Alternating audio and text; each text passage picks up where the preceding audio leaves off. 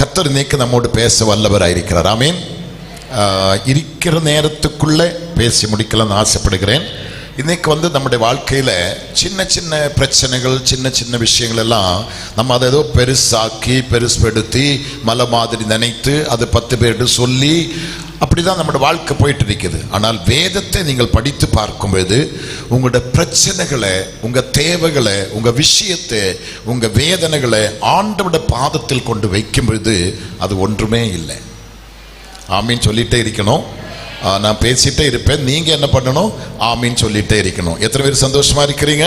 அப்படியானா நம்முடைய வாழ்க்கையில் ஆண்டவர் செய்கிறதான காரியங்கள் சாதாரணமான காரியம் அல்ல என்பதை முதலாவது புரிந்து நம்ம செய்கிறது உண்டானால் கர்த்தர் தம்முடைய பெரிய காரியத்தை நமக்கு வெளிப்படுத்த வல்லவராயிருக்கும். ஒரு வசனத்தை படிக்கலாம். மீகாவின் புஸ்தகம் 1 அதிகாரம் 4வது வசனம். மீகா 1 அதிகாரம் 4வது வசனம். மெழுகு அக்கினிக்கு முன்பாக உருகிறது போலவும், மலைகளிலிருந்து பாயும் தண்ணீர் தரையை பிளர்க்கிறது போலவும், பர்வதங்கள் அவர் கீழே உருவி பள்ளத்தாக்குகள் பிளந்து போகும் போலவும். கர்த்தருக்கு ஸ்தோத்திரம். எல்லாரும் அந்த வசனத்தை கொஞ்சம் படிக்க முடியுமா பாருங்க, சத்த உயர்த்தி. பைபிள் கொண்டு வந்தவங்க கொஞ்சம் படிக்க முடியுமா பாருங்களேன். நாளைக்கு வரும் எல்லார் கையிலும் பைபிள் இருக்கணும், நல்லா படிங்க. மெழுகு அக்கினிக்கு முன்பாக உருகிறது போலவும், மலைகளிலிருந்து பாயும் தண்ணீர் தரையை பிளர்க்கிறது போலவும், பர்வதங்கள் அவர் கீழே உருகி. போதும், பர்வதங்கள் அவர் கீழே. மலை அல்ல, குன்றல்ல, பர்வதம் என் தேவனுக்கு முன்பாக உருகுது. பெரிய பர்வதமே நீ எம்மாத்திரம், செருபாபேலுக்கு முன்பாக நீ சமபூமி ஆவாய். நான் மறுபடியும் சொல்லுகிறது கவனிக்கணும். இன்றைக்கு இந்த முதல் கூட்டத்தில் உங்களோட பிரச்சனைகள், உங்க தேவைகள், உங்க வியாதிகள், உங்க வேதனைகள் நீங்க மலை போல பார்த்து நடுங்கிற விஷயம் எங்க அப்பாவுடைய காலின் கீழே இன்னைக்கு அது நசுங்கி உருகி அது தண்ணீராக பாய போகுது. இன்று கண்ட அந்த பிரச்சனையை என்றுமே நீங்க பார்க்க முடியாது.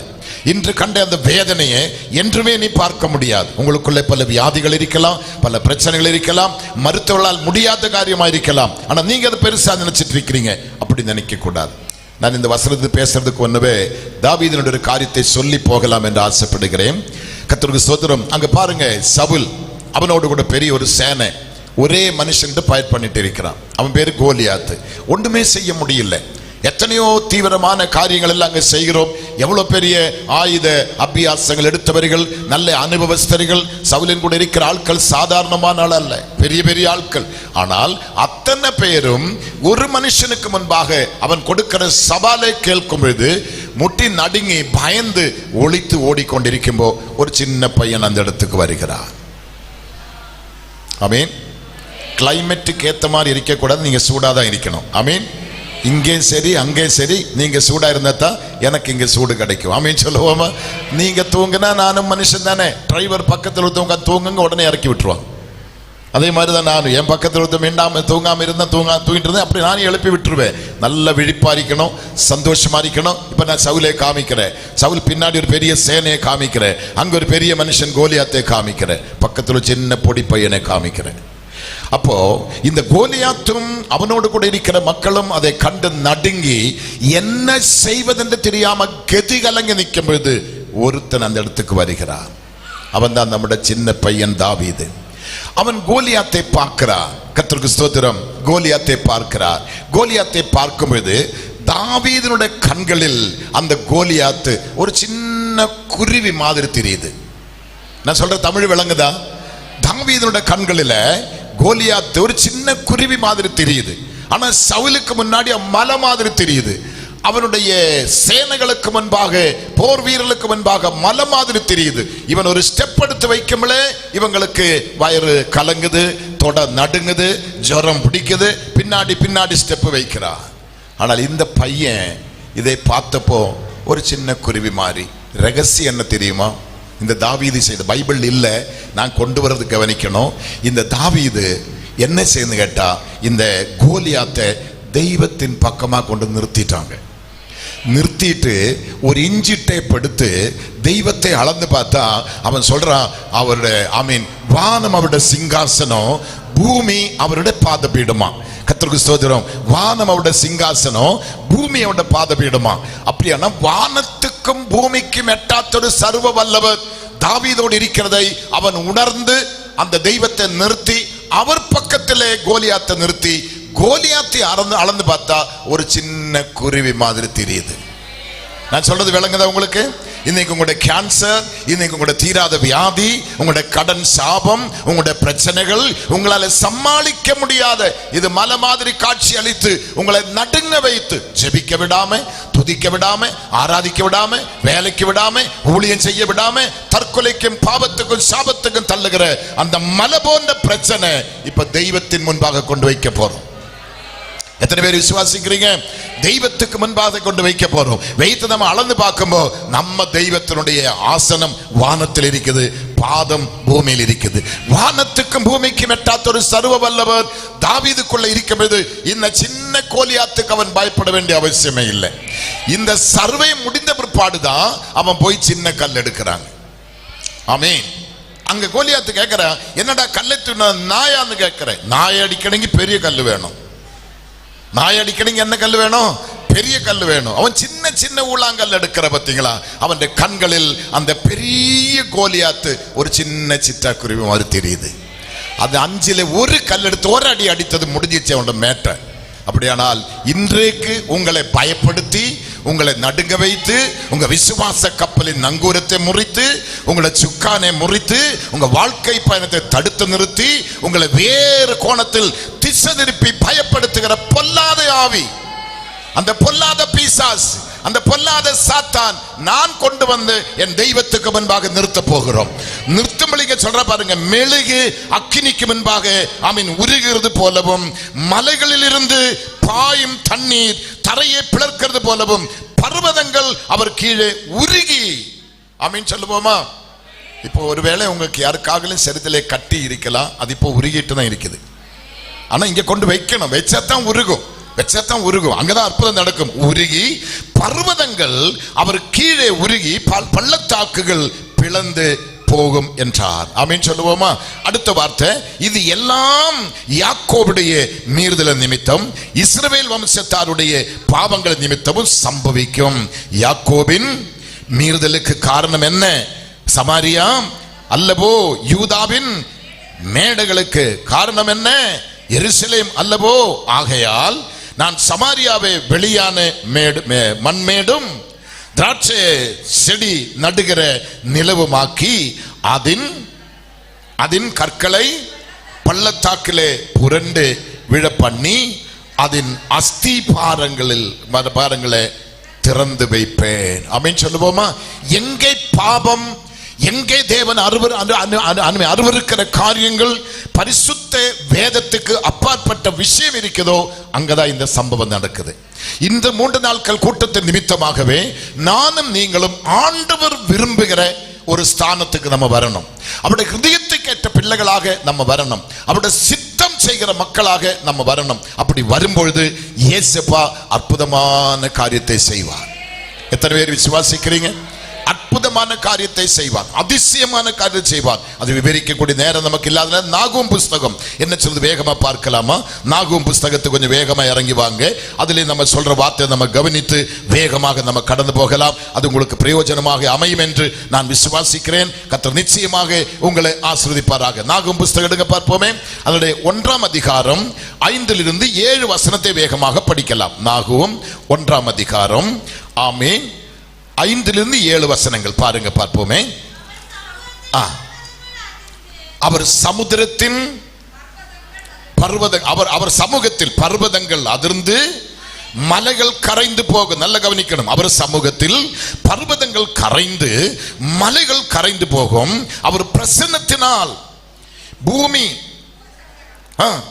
பூச்சக்கரவும் அதன் குடியிருக்கிற அனைவரோடும் எடுப்பட்டு போ. எத்தனை பேர் விசுவாசிக்கிறீங்க? நீங்க நினைக்கிற மாதிரி ஏதோ ஒரு பிளாட்ஃபாரத்திலே வைத்து விற்கிற தெய்வம் அல்ல நான் ஆராதிக்கிற தெய்வம். ஏதோ ஒரு மாட்டு வண்டியிலே ஒரு தேரிலே வைத்து ஊருக்குள்ள சுத்தலா வருகிற தெய்வம் அல்ல நான் பிரசங்கிக்கிற தெய்வம். ஆமென் சொல்லுவோமா? மனுஷன் தலைமையிலே சுமந்து கொண்டு போகிற தெய்வம் அல்ல நான் பிரசங்கிக்கிற தெய்வம். நான் பிரசங்கிக்கிற தெய்வம் வானத்துக்கும் பூமிக்கும் மேலான நாமம் தரிக்கப்பட்டவர், வானத்துக்கும் பூமிக்கும் எட்டாத்தவர், கடைசி மற்றும் தாயின் கருவிலிருந்து நான் மரிக்கும் வரையிலும் என்னை சுமந்து காக்கிற தெய்வத்தை தான் நான் ஆராதிக்கிறேன். நீங்க உபாகம புஸ்தகம் எடுத்து படிக்க வேண்டாம். 1ஆம் அதிகாரம் 31ஆம் வசனம் பார்க்கும் பொழுது, ஒரு தகப்பன் தன் பிள்ளையை சுமந்து கொண்டு வருகிறது போல அவர் இந்த இடத்தில் நீங்கள் வருகிற வரைக்கும், நான் வருகிற வரைக்கும் நம்மை தோளிலே சுமந்து கொண்டு வந்திருக்கிறார். நான் இப்ப வந்தது சென்னையில் வந்தது பிளைட்டு, இங்க வந்தது காரு. ஆனா வசனம் சொல்றது, நான் தாடா உன்னை தோளிலே சுமந்துட்டு வந்தேன், நான் தாடா உன்னை தோளிலே அப்படியானால் எங்க அம்மா என்ன 10 மாசம் வயிற்றுல என்னை சுமந்துட்டோம். அப்புறம் ஒரு 3 வருஷம் என்னை இடுப்பிலே சுமந்திருப்பா போல, அப்பா ஒரு 2 வருஷம் தோளிலே சுமந்திருப்பா போல, முடிஞ்சு போச்சு அவங்க மேட்டர். ஆனா எனக்கு இப்ப 71 வயசு முடிய போகுது. இன்று வரைக்கும் அவர் என்னை சுமந்து கொண்டே வருகிறார்கள். தேசத்தினுடைய முழு தேசங்களிலும் ஒவ்வொரு கண்ட்ரிகளிலும் இன்றைக்கு ஆமீன் பல ஆயிரம் மைல்கள் பயணம் பண்ணி இந்த ஊழியத்தை செய்ய கர்த்தர் பலப்படுத்தி அழைத்து கொண்டு செல்ல காரணம் என்ன? என்னை தூக்கி சுமக்கிற ஒருவர் இருக்கிறார். அந்த தெய்வம் உங்களையும் தூக்கி சுமக்க வல்லவராயிருக்கிறார். எத்தனை பேர் விசுவாசிக்கிறீங்க? அவர் தான் சொல்றார், அவர் சமூகத்தில் பர்வதங்கள் கரைந்து, பர்வதங்கள் அதிர்ந்து, மலைகள் கரைந்து போகும். அவர் பிரசன்னத்தினால் பூமியும் பூச்சக்கரவும் அதன் குடியிருக்கிற அனைவரோடும் எடுப்பட்டு போம். 6ஆம் வசனம், அவருடைய கோபத்துக்கு முன்பாக நிற்பவன் யார்? இந்த உலகத்துல எந்த ஒரு சக்தியும் என் தெய்வத்துக்கு முன்பாக நிற்க தகுதி உள்ளவன் கிடையாது. ஆமீன். சந்தோஷமா இருக்கிறீங்களா? சந்தோஷமா இருக்கிறீங்களா? ஒருவேளை பாஸ்டர்ஸ் எல்லாம் அமைதியா இருக்கவங்க நினைக்கலாம், சுவிசேஷ கூட்டம் சொன்னா சுவிசேஷம் தானே பேசணும், இவன் இடம் நாகும் மீகா அப்படி எல்லாம் போயிட்டு இருக்கிற. எனக்கு கர்த்தர் என்ன சொல்ற அதான் நான் சொல்லுவேன். ஆமீன். ஆண்டவர் இந்த இடத்துக்கு என்ன கொடுக்க சொன்னேனோ அதை கொடுக்கிறதுக்காக நான் வந்திருக்கிறேன். ஓவர் டாக் பண்ணது கொள்ள தகுதி எனக்கு இல்லை, அவருடைய அடி வாங்குறது கொள்ள பலன் எனக்கு இல்லை. கர்த்தர் ஏதோ இங்கே செய்ய போகிறார், இந்த சபைக்கு ஏதோ செய்ய போகிறார், இந்த ஊருக்கு ஏதோ செய்ய போகிறார், வந்திருக்கிற உங்களுக்கு ஏதோ கர்த்தர் செய்ய போகிறார். அது செய்ய வேண்டுமானால் அவர் என்ன பேச சொல்றேனோ அதை தான் உங்களுக்கு நான் பேச வேண்டும். ஆமீன். அதை தான் நான் பேச வேண்டும். நேற்று நான் பாளையங்கோட்டையில் பேசி கொண்டிருக்கும் பொழுது, கடந்த புதன்கிழமை பாளையங்கோட்டிருக்கிற பாஸ்டர் மருதையா அவர்கள் ஒருவருக்காக செபிக்க என்னை அழைத்து கொண்டு போனார். அவருக்கு போன் கேன்சர், அதோட லென்ஸ்ல கேன்சர் கடைசி பரவி உடம்பு முழுவதும், உடல் முழுவதும் பரவி, டாக்டர்ஸ் எல்லாம் நம்ம இங்கே தான் திருவனந்தபுரத்தில் RCCயில் எல்லாமே முடிந்து அவ்வளோதான், பார்க்குறவங்க பார்த்துக்கோ சொல்லி வீட்டில் ஒதுக்கி வச்சிருக்கிறோம். அப்போ தான் பாஸ்டர் சொன்னேன், ஒரு சாதுவான மனுஷன், நல்ல மனுஷன், ஒரே ஒரு பையன்தான், அவனை ஊழியத்துக்கு கொடுத்துருக்கிறாங்க, நீங்கள் வந்தால் அவனை எழுப்பலாம் விடுவிக்கலாம் சொல்லி என்னை ஒரு காரில் அழைச்சிட்டு போனேன். நானும் அவர் பேர் பாண்டியனுக்காக போய் பார்க்குறேன். பார்த்தா எனக்கே நம்பிக்கை இல்லை பாண்டியன் எழும்புவாங்க சொல்லி. ஆனால் நாங்கள் ஜெபம் பண்ணி வந்துட்டேன். ஜெபம் பண்ணி வரும்போது நான் சொன்னேன், பாண்டியன் நீ மறிக்க மாட்டேன், உனக்காக ஒருத்தர் மறித்திருக்கிறார், நீங்க சுகம் அடைவீங்க, நெக்ஸ்ட் டெஸ்டிங்கில் உங்களுக்கு கேன்சர் இருக்காது சொல்லி புதன்கிழமை ஜெபித்து நான் வந்தேன்.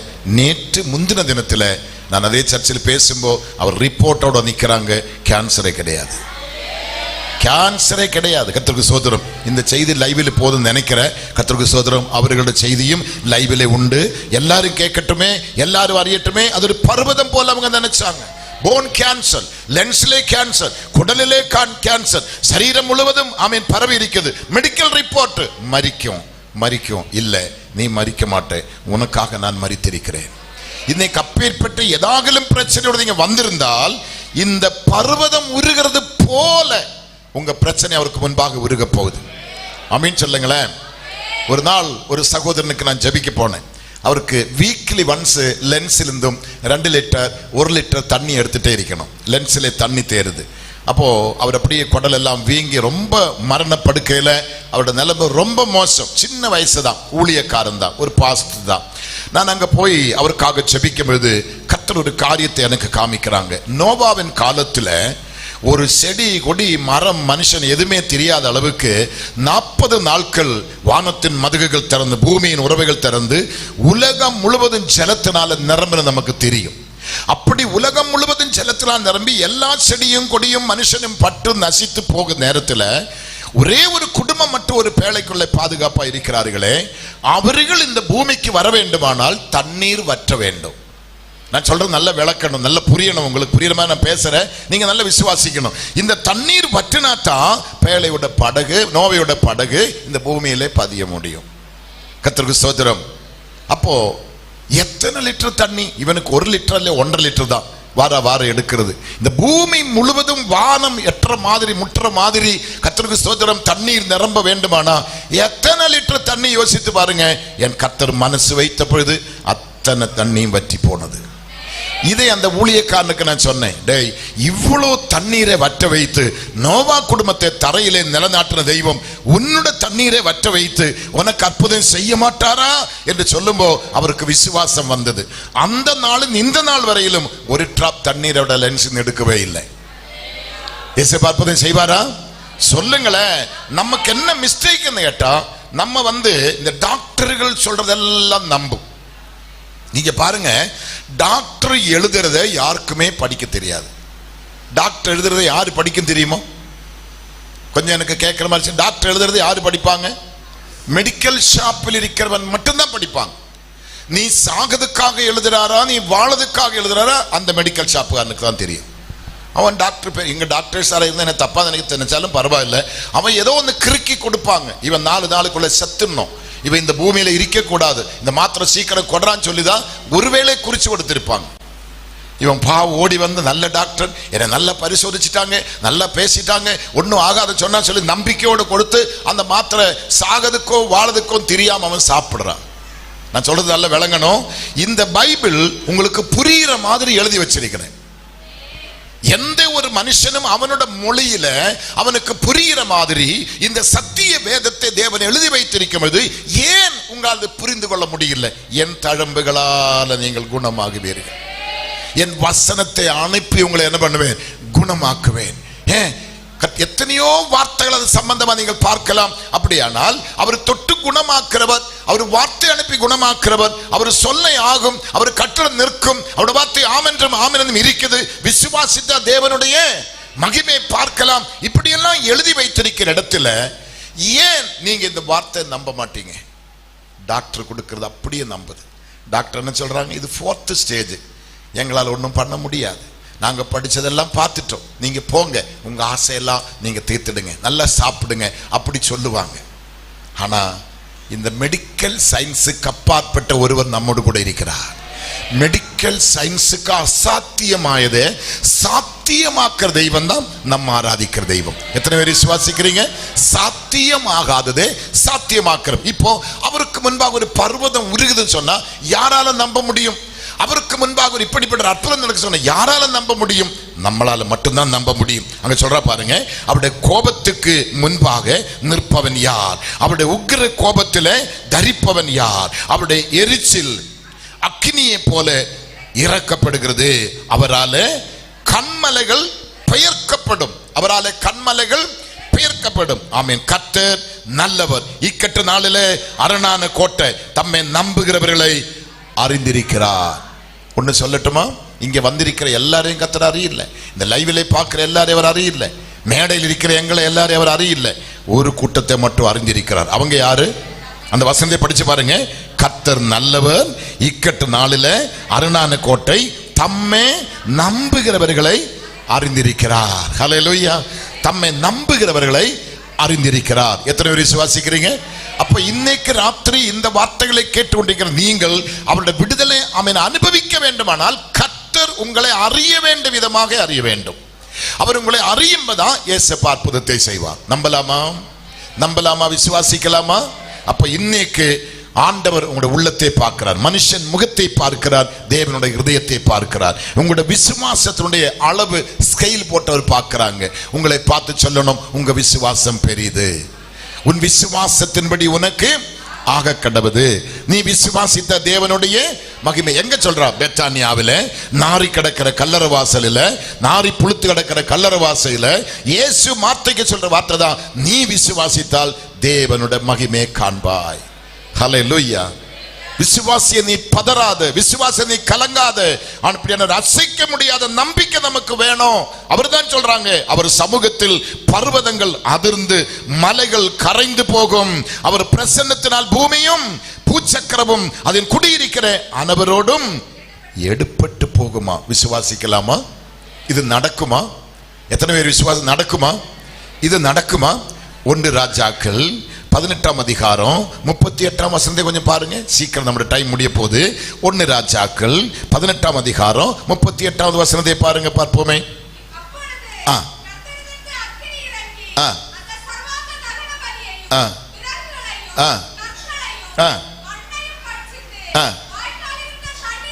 உங்களுக்கு எல்லாருக்கும் ரொம்ப ரொம்ப ரொம்ப ரொம்ப ரொம்ப ரொம்ப மனப்பாடமா தெரிஞ்ச வசனம் தான் நான் பேசிட்டு இருக்கிறேன். இங்கே 2 பலிபீடத்தை நீங்க பார்க்க முடியும். 2 விதமான பலி அர்ப்பணிக்கிறத நீங்க அர்ப்பணிக்கிறத நீங்கள் பார்க்க முடியும். ஒன்று, பாகாலோட தீர்க்கதரிசிகள் எலியா சொன்ன உடனே அவர்கள் ஒரு பலிபீடத்தை தயார் பண்ணி, அவர்கள் விறகை அடுக்கி, அவர்கள் கன்றுக்குட்டியை சந்து சந்தா கட் பண்ணி வைத்து, அவர்கள் தெய்வங்கள் எல்லாம் கூப்பிடுறாங்க. காலை முதல் சாயங்காலம் வரையிலும் அவர்கள் மாறி மாறி கூப்பிட்டு அவருடைய சரீரத்தை காயப்படுத்தி ரத்தம் சிந்தி கூப்பிடுறாங்க. அதே நேரத்தில் எலியா சென்று அவங்களை கேலி பண்றாங்க. கொஞ்சம் சத்தமா கூப்பிடு, அவர் எங்கேயோ போயிருப்பாங்க, தூங்கி இருப்பாங்க, இன்னும் கொஞ்சம் சத்தமா கூப்பிடு. சொல்ல சொல்ல சொல்ல இவனுங்க மறுபடியும் மறுபடியும் மறுபடியும் மறுபடியும் சத்தம் போட்டு சுத்தி சுத்தி தங்கள் டயர்ட் ஆகுது, ரத்தம் சிந்துது, காயப்படுது, டயர்டாய் பலவீனமாய் விழுந்து மயங்கி விழப்போகுது. காரணம் கேட்டா, அவன் கூப்பிடுகிற தெய்வத்துக்கு காது இருக்குது, ஆனா கேட்கக்கூடிய தன்மை இல்லை. அவன் கூப்பிடுகிற தெய்வத்துக்கு கண் இருக்குது, பார்க்கக்கூடிய தன்மை இல்லை. அவன் கூப்பிடுகிற தெய்வத்துக்கு கை இருக்குது, அது செயல்படாது. கால் இருக்குது, செயல்பட. ஏன்? அது ஒரு மனுஷனால உண்டாக்கப்பட்ட ஒரு சிலை. அதுக்கு ஜீவன் கிடையாது, அதுக்கு வல்லமை கிடையாது. எத்தனை பேர் விசுவாசிக்கிறீங்க? இந்த கேமரா ஸ்டாண்டை பார்த்து நீ கொஞ்சம் தள்ளி நில்லு, எனக்கு டிஸ்டர்ப் என்று சொன்னா அது தள்ள மாட்டேன். ஒருத்தன் வந்துதான் தள்ளி வைக்கணும். ஆனா நீங்களும் நானும் ஆராதிக்க தேவன் அப்படி அல்ல. இந்த பெரிய பர்வதத்தை பார்த்து, பெரிய பர்வதமே நீ எம்மாத்திரம், துதிக்கிற ஜெபிக்கிற எனக்கு முன்பாக நீ சமபூமி ஆகென்று சொல்லி ஆமீன் முடித்து கண்ணு திறந்து பார்த்தா பர்வதம் காணும். அப்படிப்பட்ட ஒரு உண்மையுள்ள தெய்வத்தை ஆராதிக்க, அவருடைய நாமத்தை தரித்து கொள்ள, அவரை போற்ற பாட துதிக்க கர்த்தர் நமக்கு கிருபை தந்திருக்கிறார். எத்தனை பேர் விசுவாசிக்கிறீங்க? எத்தனை பேர் விசுவாசிக்கிறீங்க? எத்தனை பேர் நம்புறீங்க? எத்தனை பேர் விசுவாசிக்கிறீங்க? கர்த்தர் செய்வாரா, செய்ய மாட்டாரா? கர்த்தர் நடத்துவாரா, நடத்த மாட்டாரா? அப்படியானா இவர்கள் இந்த காரியங்களை எல்லாம் செய்து முடித்து எல்லாம் டயர்டானப்போ எலியா சொல்றான், நீங்க எல்லாம் எங்கிட்ட வாங்க சொல்றான். அந்த வசனத்தை நம்ம எல்லாம் எடுக்க படிக்க நேரம் இல்லை. கர்த்தருக்கு சோதரம். அங்க நீங்கள் பார்க்கமோ 30 29 30 31 எல்லாம் படிச்சு பார்க்கமோ உங்களுக்கு தெரியும். எல்லாரையும் கூப்பிட்டு எல்லாரும் வந்துட்டாங்க. எலியா என்ன செய்கிறார்கள்? இடிந்து கிடந்த பலிபீடத்தை சப்பனை இடுகிறார். இன்னைக்கு உங்க வாழ்க்கையில பிரதிஷ்டைகள், பொருத்தனைகள், தீர்மானங்கள் எதெல்லாம் நீங்க எங்கெல்லாம் கைவிடப்பட்டிருக்கிறேனோ, என்னென்ன ரகசிய பாவங்கள் இருந்து தேவனை தூஷிக்கப்படுத்துறேனோ, உங்களோட பலிபீடம் இடிந்து கிடந்தால் நீங்க அதை சப்பனையிட வேண்டும். எலியா அதை செய்தார். செய்து 12 கற்களை எடுத்து அவன் பலிபீடத்தை கட்டி, அது மேல விறகை அடுக்கி, அது மேல கண்ணுங்குட்டியை சந்து சந்த கட் பண்ணி வைத்து, அது சுத்தி ஒரு வாய்க்காலை எடுத்து 12 குடம் தண்ணீரினால் பலிபீடத்தை நனைச்சு வாய்க்கால் முழு தண்ணீரை நிரப்பி ஒரு சின்ன ஜெபம் பண்றதா இப்ப நீங்க கேட்டீங்க. 38ஆம் வசனத்துல அப்பொழுது கர்த்தரிடத்தில் இருந்து, ஆமென், 36 படி மக்களை, அந்தி பலி செலுத்தும் நேரத்தில் தீர்க்கதரிசியாக எலியா வந்து ஆபிரகாமுக்கும் ஈசாக்குக்கும் யாக்கோபுக்கும் தேவனாகிய கர்த்தாவே, இஸ்ரவேலின் நீர் தேவன் என்றும் நான் உம்முடைய ஊழியக்காரன் என்றும் நான் இந்த காரியங்களை எல்லாம் உம்முடைய வார்த்தையின்படி செய்தேன் என்றும் இன்றைக்கு விளங்க பண்ணும் கர்த்தாவே, நீ தேவனாகிய கர்த்தர் என்றும் தேவரே தங்களுடைய ஹிருதயத்தை மறுபடியும் திருப்பினீர் என்றும் இந்த ஜனங்கள் அறியும்படிக்கு என்னை கேட்டருளும் என்றார். நான் மறுபடியும் சொல்றேன், எலியா கூப்பிடுகிற தெய்வம் செகடன் அல்ல. எலியா கூப்பிடுகிற தெய்வம் குருடன் அல்ல. அவர் கேட்கிறா, என் கரம் குறுகிட்டோ, இதோ என் கரம் நீட்டப்பட்டு இருக்குது, யார் அதை தடுப்பான்? இன்றைக்கு முதல் கூட்டம், ராத்திரி கூட்டத்திலே உங்களை அற்புதமாய் விடுவிக்க, உங்களுடைய வேதனைகளை மாற்ற, உங்க பிரச்சனைகளை பரிகரிக்க, உங்க மலை போன்ற பிரச்சனை சமமாக்கி தர என் கரம் நீட்டப்பட்டிருக்குது. யார் அதை தடுப்பான்? யார் அதை தடுப்பான்? எத்தனை பேர் விசுவாசிக்கிறீங்க? யார் அதை தடுப்பான்? அதான் இங்க சொல்லுங்க. அப்பொழுது ஆமீன், கர்த்தரிடத்தில் இருந்து அக்கினி இறங்கி அந்த சர்வாங்க தகன பலியையும் விறகுகளையும் கற்களையும் மண்ணையும் பட்சித்து வாய்க்கால் இருக்கிற தண்ணீரையும் நக்கி போட்டது. ஒரு நாள் ஒசூர்ல எனக்கு 4 நாள் கன்வென்ஷன் நடக்குது, பெரிய மீட்டிங் பப்ளிக்ல. அந்த மீட்டிங் முடித்து நான் தங்குற லாட்ஜில் அங்கே என்னை ஒருத்தர் கொண்டு போய் வர்றதுக்கெல்லாம் வருவோம். ஒரு பெரிய ஒரு கம்பெனியுடைய பெரிய ஒரு மேனேஜர் அவர் என்னை பார்த்து, பாஸ்டர் எங்கள் கம்பெனிக்கு கொஞ்சம் வாங்க சொல்லி என்னை அழைச்சிட்டு போனேன். போய் பார்த்தா பெரிய பெரிய ராட்சச இரும்புகள் அப்படியே வைக்கிறாங்க. அது கொஞ்ச நேரம் அப்படி போக போக போக தாறு மாதிரி தண்ணியாக வருது. பெரிய ராட்சச இரும்புகள் கிரெயின் மூலமாக தூக்கி வைத்து அது தண்ணியாக உருகி வருது. அப்போ நான் அவரை கேட்டேன், பிரதர் இந்த இவ்வளோ பெரிய இரும்பெல்லாம் ஒரு நொடி நேரத்துக்குள்ள தண்ணி ஆகுது, பாறாங்கல்லை அப்படி உருக்க முடியுமான்னு கேட்டேன். அவரு சொன்னது, இதுவரைக்கும் உலகத்தில் கல்லை உருக்கிற கருவி எதுவும் கண்டுபிடிக்கல பாஸ்டர். நான் சொன்னேன், எங்க பைபிள்ல இருக்குது பிரதர். ஆமீன் சொல்லுவோமா? இப்போ உங்களுடைய கிட்னியிலே கல் இருக்கலாம், வேற எங்கெல்லாம் கல் இருக்க எனக்கு தெரியல.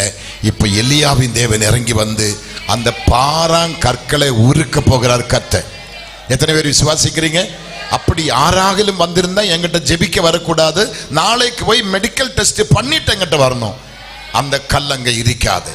ஏன்னு கேட்டா, நான் இங்க வருகிறதுக்கு முன்னே, நீங்கள் இங்க வருகிறதுக்கு முன்னே, இந்த பரிசுத்தவான்கள் எல்லாரும் இங்க வருகிறதுக்கு முன்னே, இந்த மீட்டிங் ஸ்டார்ட் பண்றதுக்கு முன்னே ஒருவர் இங்க வந்திருக்கிறார். இந்த மழை அவரை தடுக்க முடியாது, இந்த புயல் அவரை தடுக்க முடியாது, இந்த இயற்கை சீற்றல் ஒன்றுமே அவரை தடுக்க முடியாது. அப்படிப்பட்ட ஒரு தெய்வம் இன்றைக்கு ஒரு சில பிள்ளைகளுக்கு விடுதலை கொடுத்து நான் தான் மெய்யான தெய்வம் நிரூபிக்கும்படியாக அவர் இங்க வந்திருக்கிறார். உங்களுக்கு தலை இருந்தா தலைக்கு ஒரு தட்டு தட்டி அப்பாவுக்கு நன்றி சொல்லுங்க. தலை இருக்கிறவங்க கை எடுத்துட்டு நல்லா தட்டி அப்பாவுக்கு நன்றி சொல்லுங்க. மகிழ்ச்சி ஆயிருங்க. அந்த கல்லுகள் இப்ப உருக போகுது.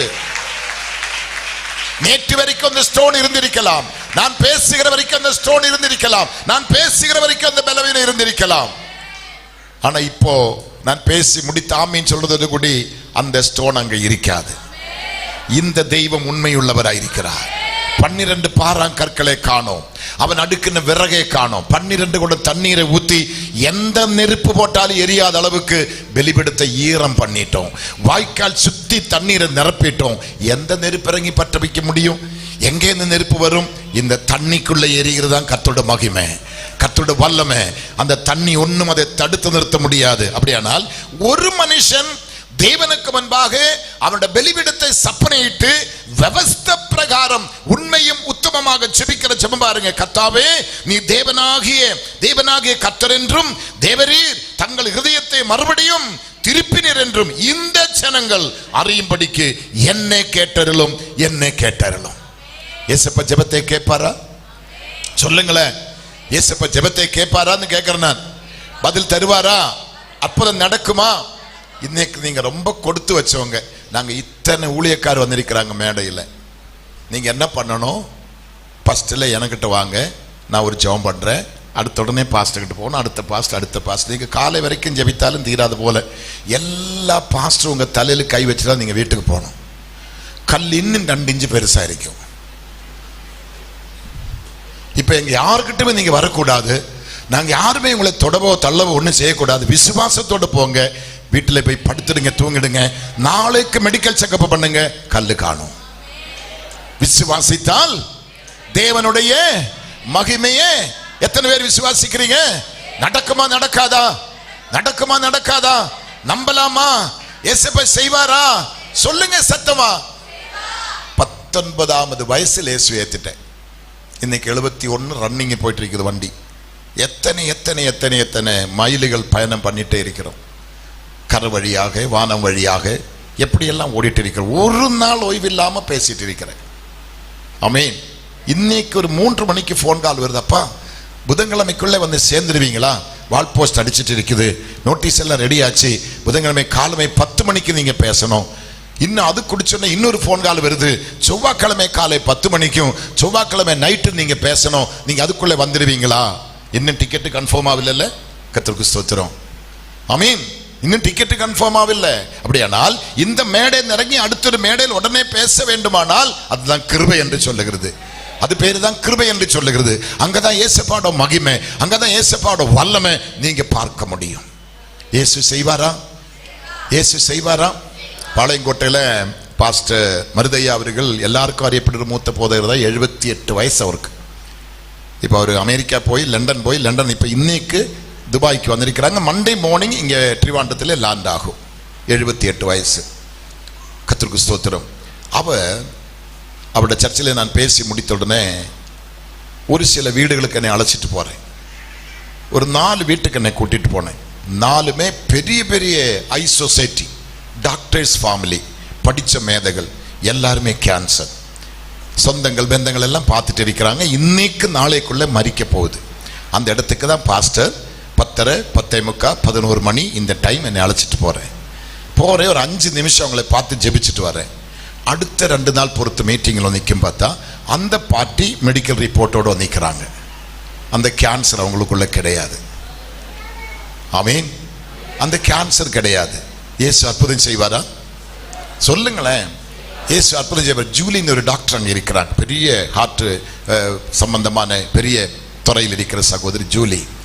அவர்கிட்ட பாளையங்கோட்டையில் இருக்கிற துதியங்கோட்டை சபையில் ஒரு பிள்ளை, அவருடைய கழுத்தில் ஒரு கட்டி என்று சொல்லி போய் டெஸ்ட் எடுத்து பார்க்கும்பொழுது அந்த கட்டி பலாயிரம் மக்கள் மத்தியில் யாருக்கும் ஒருத்தருக்கு தான் வருமா. அது ஒரு கேன்சர், ஒரு விதமான கேன்சர். கிட்டத்தட்ட 7 விதமான கேன்சர் உண்டு. அது நீங்க புரிஞ்சுக்கணும். ஆனா இந்த கேன்சருக்கு, இந்த பிள்ளைக்கு அந்த கேன்சருக்கு மெடிசன் கிடையாது. குறுகிய நாட்களுக்குள்ளே பாடி முழுவதும் பரவி அவள் மரித்து போய்விடும். அவளை அப்படியே பார்த்து டெஸ்ட் பண்ணிட்டு டாக்டர் ஜூலி சொன்ன விஷயம், நான் ஒரு நம்பர் தரேன், அந்த நம்பருக்கு கான்டாக்ட் பண்ணி பாருங்க, கிடைச்சா நீங்க விடுதலை ஆயிட்டோம், 2 நாள் பொறுத்து என்னை பாருங்க சொல்லி அனுப்பி வச்சு. ஒரு மருந்தும் கொடுக்கல. அந்த பிள்ளைகள் உடனே எனக்கு ஃபோன் பண்ணா, நான் பாஸ்டரோட வீட்டு மாடியில உட்கார்ந்து ஜெபம் பண்ணிட்டே இருக்கிறேன் பாளையங்கோட்டையில. உடனே என்னை ஃபோன் பண்ணி கேட்டப்ப நான் இந்த இடத்துல இருக்கிறேன். உடனே அவங்க வண்டி வச்சு வந்துட்டாங்க. வந்து அப்படியே காலில் விழுந்து அவங்க புருஷன், பாஸ்டர் எனக்கு 2 சின்ன குழந்தைங்க, மனைவி இந்த வயசுல மறிக்கிறது என்னால் தாங்க பிடிக்க முடியல, நீங்க எப்படியே காப்பாற்றணும், டாக்டர் முடியாதுன்னு சொல்லிட்டாங்க, குறுகிய நாட்களுக்குள்ள மறித்துபடி சொன்னேன். ஒரு 10 நிமிஷம் தான் அவங்ககிட்ட பேசி ஜெபம் பண்ணி விட்டேன். மறுநாள் அதே டாக்டர் போய் பார்த்தா கேன்சரே கிடையாது. அவள் இப்ப நாகர்கோவில் ஏஜி சர்ச்சோட கன்வென்ஷன் நடக்கும் பொழுது அங்க வந்து சாட்சி கொடுத்திருக்கிறாங்க. இன்னும் பாளையங்கோட்டிலே பல இடத்துல அவள் துதியங்கோட்டை சபையிலே சாட்சி கொடுத்திருக்கிறாங்க. இன்னும் அதோட வாசனையே கிடையாது, அந்த கேன்சர் நாமமே கிடையாது. இயேசு செய்வாரா? நான் கேட்கிறேன், அங்க செய்த இயேசு இங்க செய்வாரா? சொல்லுங்க. நாங்க வந்து கை வைக்கிறது, ஊதுறது, தள்ளுறது எதுவுமே கிடையாது. நீங்க வார்த்தையை நம்பணும், வசனத்தை விசுவாசிக்கணும். வசனத்தை அனுப்பிதான் கர்த்தர் விடுதலை தர்றாங்க. உங்களுக்கு இதுக்காக ஒரு தீர்க்க தரிசனம் ஒண்ணு அவசியம். இதுதான் தீர்க்க தரிசனம். இந்த சத்தியத்தை நம்பினா, இந்த சத்தியத்தை நம்பினா, நான் இங்க பேசிக்கொண்டிருக்கிறதே இந்த பர்வதம் போன்ற அந்த கல்லுகள், அந்த வேதனைகள், அந்த வியாதிகள் என் தெய்வத்துக்கு முன்பாக மெழுகுக்கு சமமாக உருகுது. சர்வசாதாரணமாக கோலியாத்தின் தலையை தூக்கிட்டு வராங்க தாவீது. ஆயுதம் இல்லை, பட்டயம் இல்லை, யூனிஃபார்ம் இல்லை, ஆமீன், எந்த ட்ரைனிங்கும் கிடையாது. அவன் போட்டதை கலட்டி போட்டு பழைய யூனிஃபார்மோடு போகிறார். ஒரு விசை சிங்கம் வந்தது, ஒரு விசை கரடி வந்தது. அங்கே என் தகப்ப நாடை நான் காப்பாத்தினேன். அதிலும் பெரியவனா இவன். கர்த்தருக்கு ஸ்தோத்திரம். இவனையும் கர்த்தரோட நாமத்துல இன்னைக்கு க்ளோஸ் தான். தாவீதுக்கு கோலியாத்தின் தலையை இழுத்துட்டு வர முடியாது. அங்க நின்ற அத்தனை பேரும் வெக்கப்பட்டு திரும்பினார். இங்கே ஒரு மனுஷன் வெளிபீடம் கட்டி ஜெபித்த பொழுது ஆமீன், அத்தனை எதிரிகளும் பின்னிட்டு ஓட ஆரம்பித்தது. இன்றைக்கு உங்க வீட்டுக்கு வேட்டு வைக்கிற, உங்க சமாதானத்தை திருடுகிற, சந்தோஷத்தை திருடுகிற, உங்களை வாழ விடாம உங்க சொத்து சுகத்தை பறித்து குடும்பத்திலே பல விதத்தில் உங்களுக்கு வேதனை கொடுத்து, இங்க இருக்கிற ஊழியக்காரர்கள் ஊழியம் செய்ய விடாதபடி பல கோணத்தில் உங்களுக்கு பிராபலத்தை கொடுத்து உங்களை வேதனை உண்டாக்குற அந்த துஷ்டன் இன்னைக்கு உங்க காலிங்கையில நசங்கி விழப்போகுது. கர்த்தர் அவன் தலையை தகர்க்கிறதுக்காக இங்க வந்திருக்கிறார். அவனை நசுக்கி அவனை உங்க பக்கத்திலே கொண்டு வந்து போட்டு உங்களுக்கு விடுதலை கொடுக்க என் தெய்வம் இறங்கி வந்திருக்கிறார். எத்தனை பேர் விசுவாசிக்கிறோம் தெரியல? எத்தனை பேர் 97ஆம் சங்கீதத்தை கொஞ்சம் திருப்பி பாருங்க, பார்ப்போம். சங்கீதக்காரன் சொல்றது பார்க்கலாமே. 97ஆவது சங்கீதம் 5ஆவது வசனம். 97 5ஆவது வசனம். எவ்வளவு நல்ல வாக்கு எழுதி வச்சிருக்கிறப்ப நீங்க படிச்ச வார்த்தை தான் நான் சொல்றேன். கர்த்தரின் பிரசன்னத்தினால் பர்வதங்கள் மெழுகு போல உருகிட்டு சர்வ பூமியுடைய ஆண்டவர். நம்முடைய ஆண்டவர் யாரு? நம்முடைய ஆண்டவர் யாரு? சொல்லுங்க சத்தமா, நம்முடைய ஆண்டவர் யாரு? ஆமென், ஹல்லேலூயா. எத்தனை பேர் சந்தோஷமா இருக்கிறீங்க? எத்தனை பேர் சந்தோஷமா இருக்கிறீங்க? கர்த்தர் செய்வாரா செய்ய மாட்டாரா? கடந்த மாதத்துக்கு முந்தின மாதம் நினைக்கிறேன், ஆமென், பாரசால பீட்டர் சர்ச்சில் 4 நாளுக்கு நான் பேசும்போது எத்தனையோ கேன்சர் கேஸை கொண்டு வந்து முன்னாடி வரிசையா உட்கார வச்சுட்டோம். தீராத வியாதிகள், குழந்தைகளுக்கெல்லாம் சின்ன சின்ன கையில தோளில வர்ற குழந்தைகளுக்கெல்லாம் கேன்சர். அந்த பெற்றோரை எல்லாம் பார்க்கணும், அவங்க துடிக்கிற துடிப்பு, அவங்க படுற வேதனை சாதாரணமானதல்ல. எல்லாராலும் கைவிடப்பட்டு தெய்வமே இல்லைன்ற நிலைமைக்கு மக்கள் வந்து நிற்கிறாங்க. அந்த பிள்ளைகள் எல்லாம் முன்னாடி வரிசையிலே கொண்டு உட்கார வச்சுட்டோம். செய்தி கொடுத்து கொண்டிருக்கும் கர்த்தர் கிரியை செய்ய ஆரம்பித்தார். கர்த்தர் பெரிய காரியங்களை செய்ய ஆரம்பித்தார். எத்தனை பேர் விசுவாசிக்கிறீங்க? இயேசுவை செய்வார். எத்தனை பேர் விசுவாசிக்கிறீங்க? அந்த தெய்வம் இன்றைக்கு நமக்கு செய்வாரா? செய்வாரா? 97ஆம் சங்கீதம் பாருங்க, எவ்வளவு தெளிவாக சொல்ற பாரு மக்களே. கர்த்தரின் பிரசன்னத்தினால் பர்வதங்கள் மெழுகு போல உருகிட்டு சர்வ பூமியுடைய ஆண்டவரின் பிரசன்னத்தினாலேயே, சர்வ வல்லவனுடைய பிரசன்னத்தினாலேயே உருகி போயிட்டு. நம்பலாமா? சொல்லுங்களேன். நீங்க இப்போ ஒரு சிலர் சொல்லுவாங்க, எனக்கு இன்சுலின் எடுத்துட்டு இருக்கிற பாஸ்டர், இன்சுலின் இல்லாம என்னால் ஒன்றும் பண்ண முடியாது, அந்த சுகருக்குள்ள அந்த காரியங்கள் எல்லாம் நான் எடுத்துட்டு இருக்கேன் பாஸ்டர். ஒரு சிலர் நம்பிக்கை சுகருக்கு விடுதலை கிடைக்காது என்று நினைக்கிறாங்க. அப்படி யாராக இங்கே நம்புறவங்க உண்டா? சுகருக்கு ஒரு தீர்வு கிடைக்காது பாஸ்டர், அப்புறம் அது டயாலிசிஸ் ஆகிடும், அப்புறம் கொஞ்ச நாளுக்குள்ளே அது இப்படி ஆகிடும், அப்புறம் அவன் செத்து போயிடுவாங்க. அப்படி ஒரு சுகர் பேஷண்ட் சீரியஸாகி பிழைச்சது எங்களுக்கு தெரியாது பாஸ்டர். ஆமீன். நீங்களும் கூட இப்போ சிலர் இப்போ கடிகாரத்தை பலவாட்டி பார்த்துருப்பாங்க. அந்த டைமுக்கு சாப்பாட்டுக்கு முந்தி ஒன்று போடணும், சாப்பாட்டுக்கு பிந்தி ஒன்று போடணும். டைம் தட்ட முடியாது. ஒன்று போட்டு 1/2 hour காத்திருக்கணும். சர்ச்சில் வந்து 10 நிமிஷம் காத்திருக்க மாட்டாங்க. மெடிசன் போட்டு 10 நிமிஷம் காத்திருப்பாங்க. அப்புறம் அடுத்த சாப்பாடு, அப்புறம் அடுத்த மருந்து. இது சாகுற வரைக்கும் இப்படிதான் பாஸ்டர். நீங்க அதுக்கு எனக்கு என்ன பதில் சொல்றீங்க? சுகருக்கு பதில் கிடைக்குமா கிடைக்காதா? இங்கேயும் பதில் சொல்லலாம், அங்கேயும் பதில். இவங்க யாரும் பேச மாட்டேன்னு ஸ்ட்ரைக் பண்ணி வந்து அவங்களை தொந்தரவு, நான் திரும்புறதே இல்லை பார்த்தீங்களா? அவங்களை தொந்தரவு பண்ண வேண்டாம். நீங்க சொல்லுங்க, நடக்குமா நடக்காதா? இவங்களுக்கு நான் சொல்றது, ஊழியக்கார சுகத்தை கர்த்தர் விரும்பி இருக்கிறார். எத்தனை பேர் விசுவாசிக்கிறீங்க? ஊழியக்காரன் சுகத்தை கர்த்தர் விரும்பி இருக்கிறார். ஊழியக்காரனை கர்த்தர் சுகமாக்க வல்லவராயிருக்கிறார். ஊழியக்காரனை கர்த்தர் விடுவிக்க வல்லவராயிருக்கிறார். ஊழியக்காரன் சுகம் பெற்றீங்க நின்றாதான் அவன் அனுபவித்ததை மக்களுக்கு சொல்லி மக்களுக்கு வாங்கி கொடுக்க முடியும். ஆமீன். 24 மணி நேரம் ஊழியக்காரன் மெடிக்கலும் வைத்தியமும் டாக்டருமாக தன்னுடைய கான்டாக்ட்ல இருந்துட்டு இங்க இருந்து பேசி ஒரு புண்ணியமும் கிடையாது. கர்த்தர் எனக்கு அற்புதம் செய்தார், கர்த்தர் என்னை காப்பாற்றினார். நான் என் மனைவியும் ஜெபம் பண்ணேன், நான் என் சபையாரும் ஜெபம் பண்ணேன், நான் என் பிள்ளைகளும் ஜெபம் பண்ணேன், நான் தனிச்சு ஜெபம் பண்ணேன். கர்த்தரின் விண்ணப்பத்தை கேட்டார், எனக்கு அற்புதம் செய்தார். பாருங்க, இந்த வியாதி எனக்கு இப்ப இல்லை என்று போதகத்தினுடைய அனுபவ சாட்சிங்க சொல்லும் பொழுது சபை அப்படியே நம்பி விடுதலை ஆகுது. அந்த சபை மக்கள் வேற எந்த 4 மாவடிக்கும் போக மாட்டேன், எந்த 8 மாவடிக்கும் போக மாட்டேன், இயேசு கிறிஸ்து வந்தாலும் போக மாட்டேன். அவன் சபையிலே நாட்டப்பட்டிருப்பான், சபையிலே நிலைச்சிருப்பான். எத்தனை பேர் விசுவாசிக்கிறீங்க? என்னோட சபை மக்களுக்கு நீங்க கோடி கோடி தரேன் சொன்னாலும் ஒருத்தரும் வெளியே வர மாட்டாங்க, ஒருத்தரும் வெளியே வர மாட்டாங்க. காரணம், அந்த அளவுக்கு பிள்ளைகளுக்கு சத்தியம் கொடுத்து அவங்களை விசுவாசிக்க செய்து அனுபவபூர்வமாய் அவங்களை வளர்த்திட்டு வர்றதுனால அவங்க திசை தவறி போகிறதுக்கு சான்ஸே கிடையாது. அப்படியானா ஊழியக்கார சுகத்தையும் கர்த்தர் விரும்புகிறார், அவருடைய குடும்பத்தின் சுகத்தையும் கர்த்தர் விரும்புகிறார், உங்க சுகத்தையும் கர்த்தர் விரும்புகிறார். இன்னைக்கு இந்த கொட்டும் மழையில் நீங்க வந்தீங்க பார்த்தீங்களா? நீங்க நினைக்கலாம் மழை நனைஞ்சிட்ட ஜலதோஷம், இருக்கிற ஜலதோஷம் போயிடும். ஆமே. ஐயோ, குழந்தை தெரியாம கொஞ்சம் நனைஞ்ச குழந்தை இது முதல் சுகமா இருப்பாங்க. எத்தனை பேர் விசுவாசிக்கிறீங்க? ஆண்டவருக்கு தெரியும், புயல் வந்தாலும் மழை வந்தாலும் காற்றடித்தாலும் என்ன வந்தாலும் ஒரு கூட்டம் ஜனம் ஆராதனைக்கு வருவாங்க. எல்லாரும் வரமாட்டாங்க, ஒரு கூட்டம் ஜனம் வருவாங்க. நாளைக்கு நம்ம வராத்தவங்களை பார்த்து சொல்லணும், ஐயோ என்ன சொல்றீங்க, என்ன மாதிரி இடி, என்ன மாதிரி மழை, என்ன மாதிரி தண்ணி, நீங்க போனீங்களா? நாங்க போனோம், இடியும் தலையில விழில்ல, தண்ணியிலும் நனையில்லை, எங்களை தண்ணி வாரிட்டும் போவில்லை. நீங்க போனீங்களா? சத்தியம் சொல்லுங்க, எப்படி போனீங்க? விசுவாசத்தோடு போனோம். ஆமீன். ஆனா ஒரு கூட்டம் அப்படி, இன்னொரு கூட்டம் இருக்கிறாங்க. இப்ப நீ என்னத்துக்கு சர்ச்சுக்கு போனோம்? வர்கீசா அவன் யாரு நமக்கு தெரியாது, அவன் எங்க இருந்து வரா நமக்கு தெரியாது, நமக்கு தெரிஞ்ச ஆட்கள் இருக்கிறாங்க, பேரு கூப்பிடுற ஆட்கள். அவங்க வந்து நம்ம போயிருக்கலாம். இவனுக்கு நம்ம பேர் எப்படி தெரியும், இவன் தீர்க்கதரிசி இல்லையே அப்படி சொல்லி மார்க் போடுற ஒரு கூட்டம் இன்னைக்கு வீட்டுக்குள்ள உட்கார்ந்துட்டு இருக்கிறாங்க.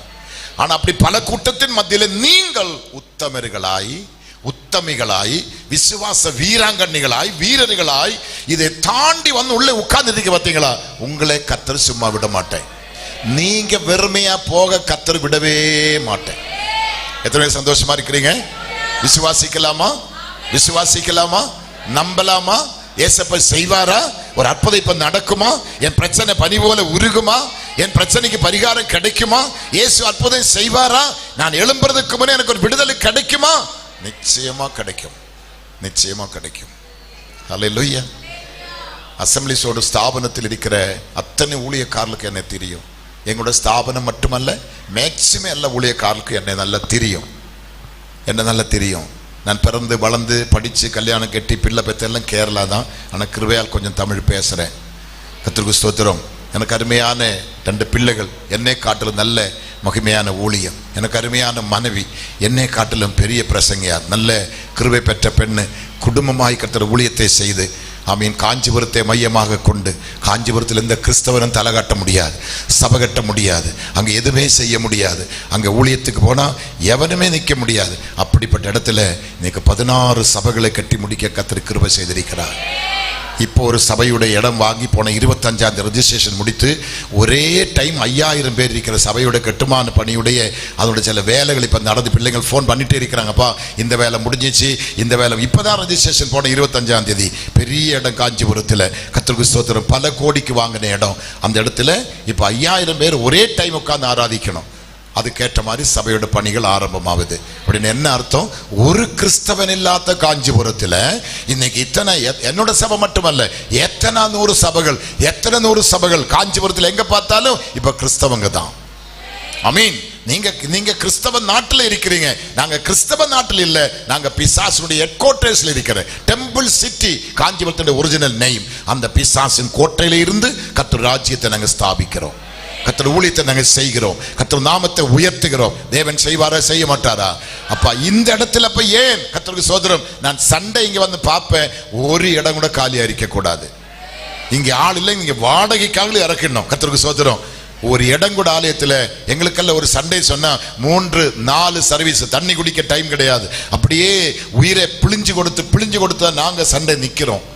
எங்களுக்கு இப்ப வாங்குற இடம் பத்தாது, அடுத்த இன்னும் ஒரு 1.5 ஏக்கர் பார்த்துட்டு இருக்கிறோம். கர்த்தருக்கு ஸ்தோத்திரம். அது எல்லாம் விரிவாக்கப்பட்டு கொண்டே இருக்கும், ஆத்துமாக்கள் வந்து கொண்டே இருக்கும், மாதா ஞானஸ்தானம் நடந்துட்டே இருக்குது. ஏசப்பா அற்புதம் செய்வாரா? கடைசி காலத்தை நம்ம வந்திருக்கிறோம். மாம்சமான யாவரு மேல நாவியே ஊட்டுவேன் அப்பா எழுதி வச்சிருக்கிறாங்க. அது நம்முடைய கண்கள் காணணும், நம்முடைய காதுகள் கேட்கணும், நாம் அதை அனுபவிக்கணும். நம்முடைய தலைமுறைகள் எல்லாம் இயேசுவின் மகிமையால் நிறையப்படணும். நான் கொண்டு வருகிற தெய்வம் சாதாரண தெய்வம் அல்ல. ஏதோ தேரில, ஏதோ மாட்டு வண்டியில, ஏதோ மனுஷன் தோளில சுமந்துட்டு போகிற தெய்வம் அல்ல. என்னையும் உன்னையும் சுமந்து கொண்டு வருகிற தெய்வம், என்னை முன்னை சுமந்து காக்கிற தெய்வம். அவர் பறந்து காக்கிற தெய்வம் என்று பைபிள் இருக்குது. ஆனால் அவர் சுமந்தும் காக்கிற தெய்வமா இருக்கிறார். பறந்தும் காப்பார், சுமந்தும் காப்பார். எத்தனை பேர் விசுவாசிக்கிறீங்க? எத்தனை பேர் விசுவாசிக்கிறீங்க? கர்த்தர் நாமம் மகிமைப்படுமா, மகிமைப்படாதா? கர்த்தருக்கு சோதரி. இன்னைக்கு அநேக தடைகள் இருந்தாலும் இன்னைக்கு இவ்வளவு பேர் வந்திருக்கிறீங்க. உங்களுக்கு இயேசு இன்னைக்கு அற்புதம் செய்ய போகிறார். விசுவாசிக்கலாமா? விசுவாசிக்கலாமா? ஒரு வசனத்தை வேகமா வாசிக்கலாம். மார்க் எழுதிய சுவிசேஷம் என்ன சொல்றது பார்ப்போம். மார்க் எழுதிய சுவிசேஷம் 11ஆம் அதிகாரத்தை எடு மக்களை, சீக்கிரம். மார்க் 11ஆம் அதிகாரம், 11ஆம் அதிகாரம், மார்க் 11ஆம் அதிகாரம், அதனுடைய 23வது வசனத்தை படிங்க.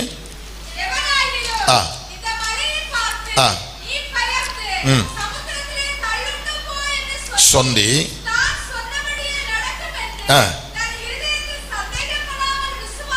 தெளிவாகவே இயேசு கிறிஸ்து இந்த வார்த்தை சீஷர்களுக்கு சொல்லுகிறார். தயவு செய்து நீங்க எல்லாரும் கேட்கிற மாதிரி, அந்த பிள்ளை நல்லா படிக்கிறான், மைக் இல்லாமல் இவ்வளவு சத்தமா படிக்கிறான், நல்ல பிள்ளை படிட. மறுபடியும் இந்த வசனத்தை படிங்க. எவனாகிலும் இந்த மலையை பார்த்து சொல்லி தான் சொன்னபடியே நடக்கும் என்று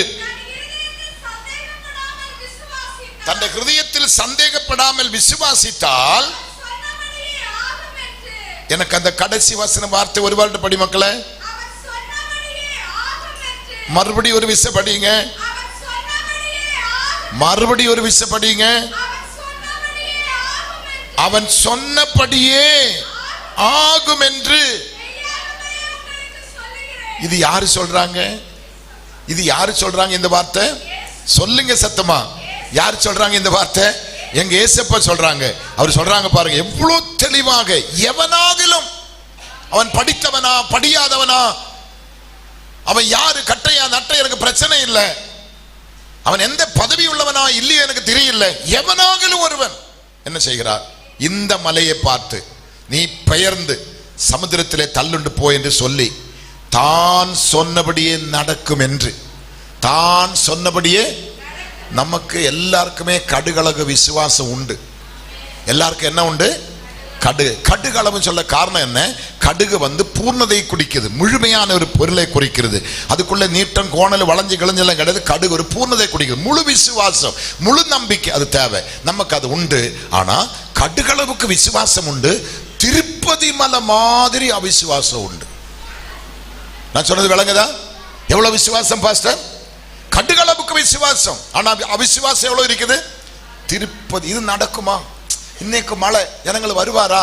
போய் இந்த மாசம் வச்சுட்டீங்க, கர்த்தருக்கு சோதரம். இப்ப வண்டி ஓட்டுற தம்பி சொல்றா, எங்க எப்ப மீட்டிங் வச்சாலும் வெள்ளிக்கிழமை மழை பெய்யுமா. அப்புறம் அவனுக்கு ஒரு ஆறுதல் வார்த்தை சொன்ன, நாளைக்கு மறுதாலும் பெய்ய மாட்டாரா. அதான் என்ன தேட்டினது. இப்ப கார் ஓட்டிட தம்பி சொன்ன ஒரு விஷயம் தான், நாங்க எப்ப வச்சாலும் வெள்ளிக்கிழமை மழை பெய்யும், ஆனா சனி ஞாயிறு என்ன பண்ண மாட்டேன்.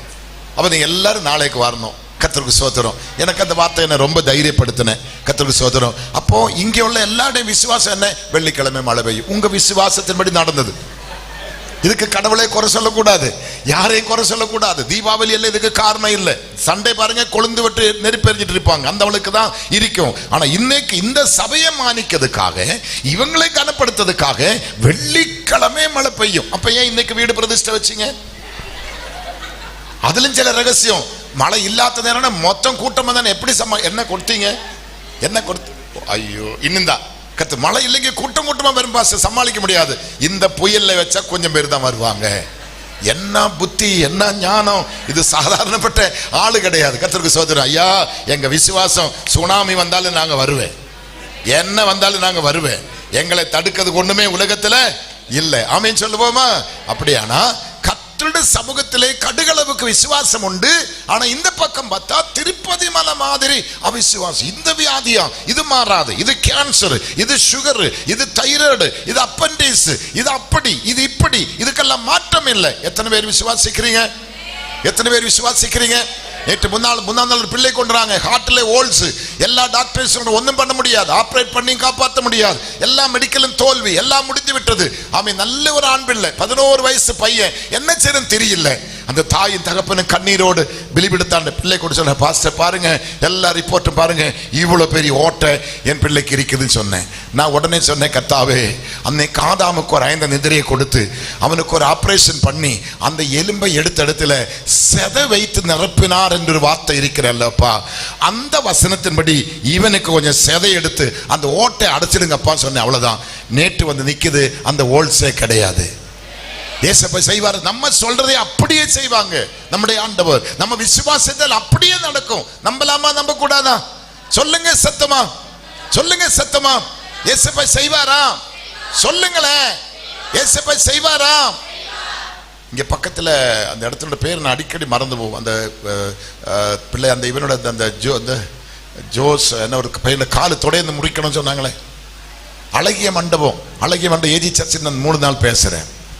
அங்கே ஒரு பையனை கொண்டு வந்தான். அவனுக்கு ஒரு அப்பா அம்மாவுக்கு ஒரே பையன் தான், 19 வயசு. மாத்யூன்னு பேரு.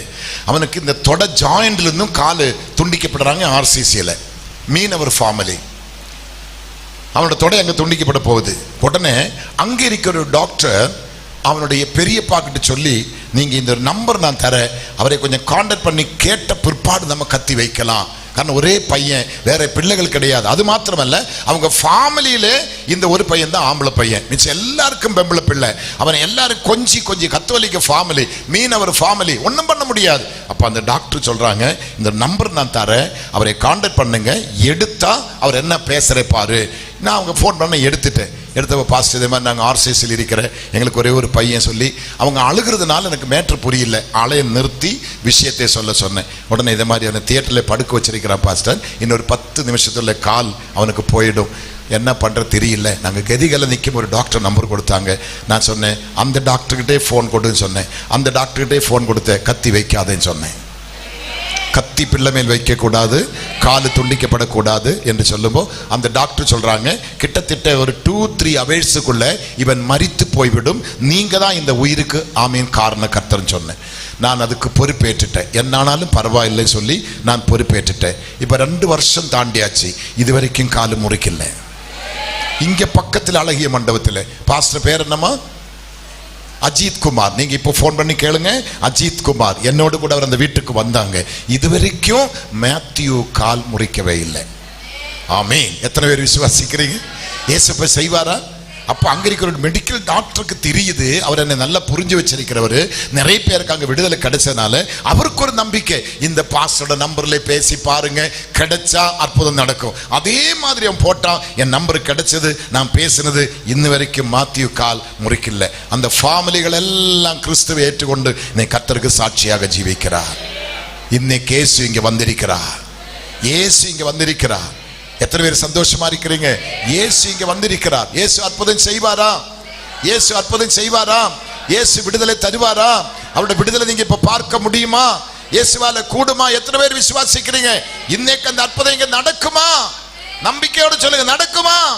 நிச்சயமா நடக்கும். மனுஷனால் கூடாதது என் தேவனாலே கூடும், அவராலே கூடாத காரியம் ஒன்றும் இல்லை. அப்படின்னா இங்க என்ன சொல்லி இருக்கிறாங்க? இந்த வார்த்தை மறுபடியும் பார்க்கணும்.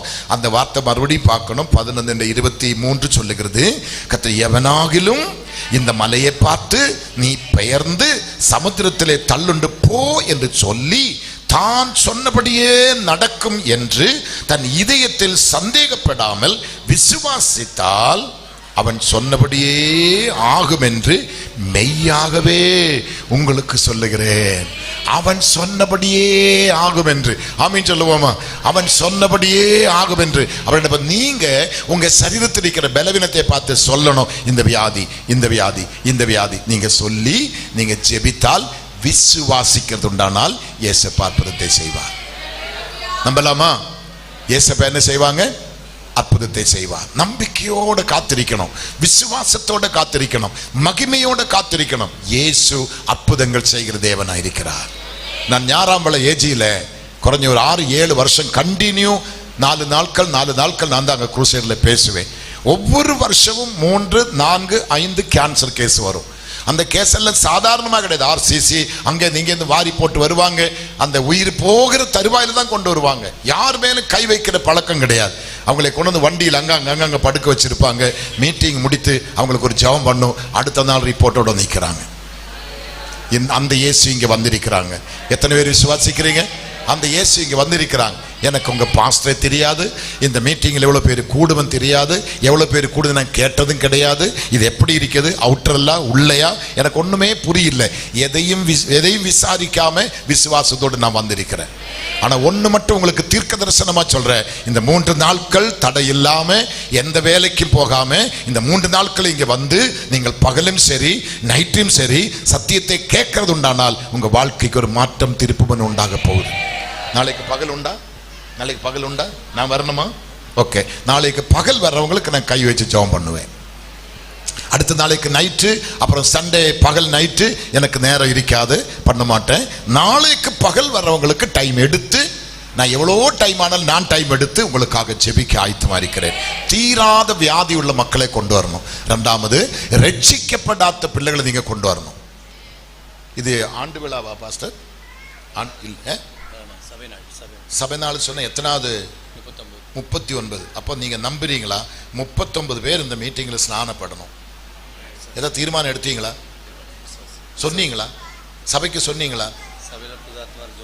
நான் ஞாயிற்றுக்கிழமை ஸ்நானம் பெற்றாலும் பரவாயில்ல, அவங்களுக்கே திருப்பி கொடுத்து 39 பேரை 30ஆம் போறோம். ஆமா, பாஸ்டர் மோகன் டி மோகனுக்கு 60வது பிறந்த நாள். ஒருத்தன் ஓடி வந்து சொன்னேன், பாஸ்டர் உங்களுக்கு 60வது பிறந்தநாளுக்கு ஒரு கிஃப்ட் நான் வச்சிருக்கிறேன், நான் கட்டாயம் கொடு. என்னடா கிஃப்ட்? அதை அப்ப சொல்றேன் சொன்னேன், அப்புறம் சொன்னேன். கடைசி ஒரு கம்பல்சரி பண்ணி கேட்டேன், என்னடா கேட்டா, அன்னைக்கு 60 பேரை நான் கொண்டு வருவேன், நீங்க தான் ஞான ஸ்நானம் கொடுக்கணும்னு சொன்னேன். பாஸ்டருக்கு ரொம்ப சந்தோஷம். அவருடைய பிறந்த நாளில் 60வது பிறந்த நாளில் 60 பேருக்கு ஞான ஸ்நானம்.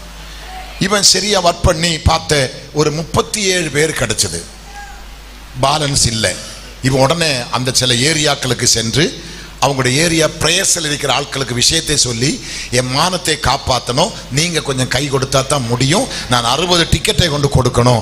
பாஸ்டர் நாங்கள் ஞானஸ்நானம் எடுத்த. பரவாயில்லை, அங்கே யாரும் சர்டிஃபிகேட் பார்க்க போகிறதில்லை, என் பின்னாடி வாங்க, உங்களை முக்கி விட்டுருவாங்க. கடைசி ஞானஸ்நானம் முடித்து பார்த்தா பாதி பேர் ரட்சிக்கப்படாதவங்க, பாதிக்க பேர் ஞானஸ்நானம். அதே மாதிரி 39 பேருக்கு நம்ம சண்டை முக்க போறோம். எத்தனை பேர் விசுவாசிக்கிறீங்க? அப்படி நம்ம சபை நடக்காது. ரட்சிக்கப்படாத மக்களை கொண்டு வாங்க. எப்பேற்பட்ட முரடனா இருக்கட்டுமே, எப்பேற்பட்ட பாவியா இருக்கட்டுமே, அவனோட இயேசு பேசுவா, அவன் மனம் திரும்பும். ஆனா நீங்க தான் கொண்டு வரணும். அது உங்களுடைய பொறுப்பு. இங்க கிரியை செய்யறது கர்த்தர், பேசுகிறது என்னோட வேலை, ஜெபிக்கிறது என்னோட வேலை. கர்த்தர் கிரியை செய்வார். நம்பலாமா? நடக்குமா? சொல்லுங்க, நடக்குமா? நிச்சயமா நடக்கும்.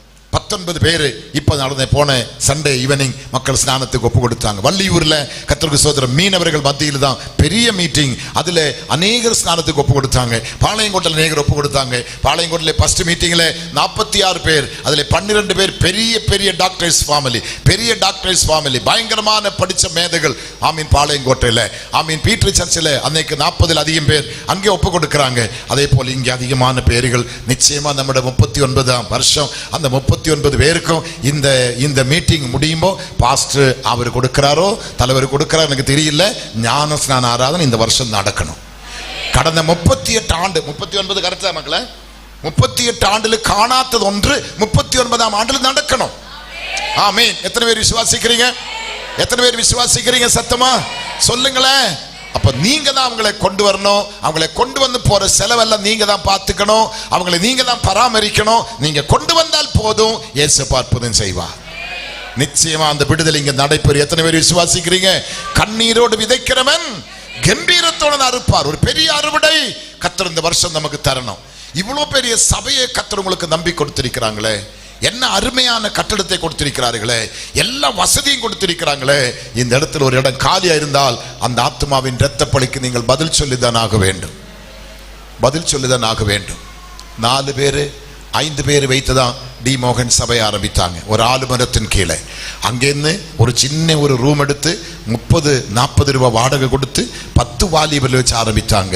போன சண்டே டெடிகேட் பண்ண சர்ச் உங்களுக்கு தெரியுமா? 56 ஏக்கர்ல ஒரு பெரிய ஆலயம் 6 ஏக்கருக்குள்ள கட்டி முடித்திருக்குது. 6 ஏக்கர்ல ஒரு சர்ச்சு சொன்னா நீங்க யோசித்து பாருங்க.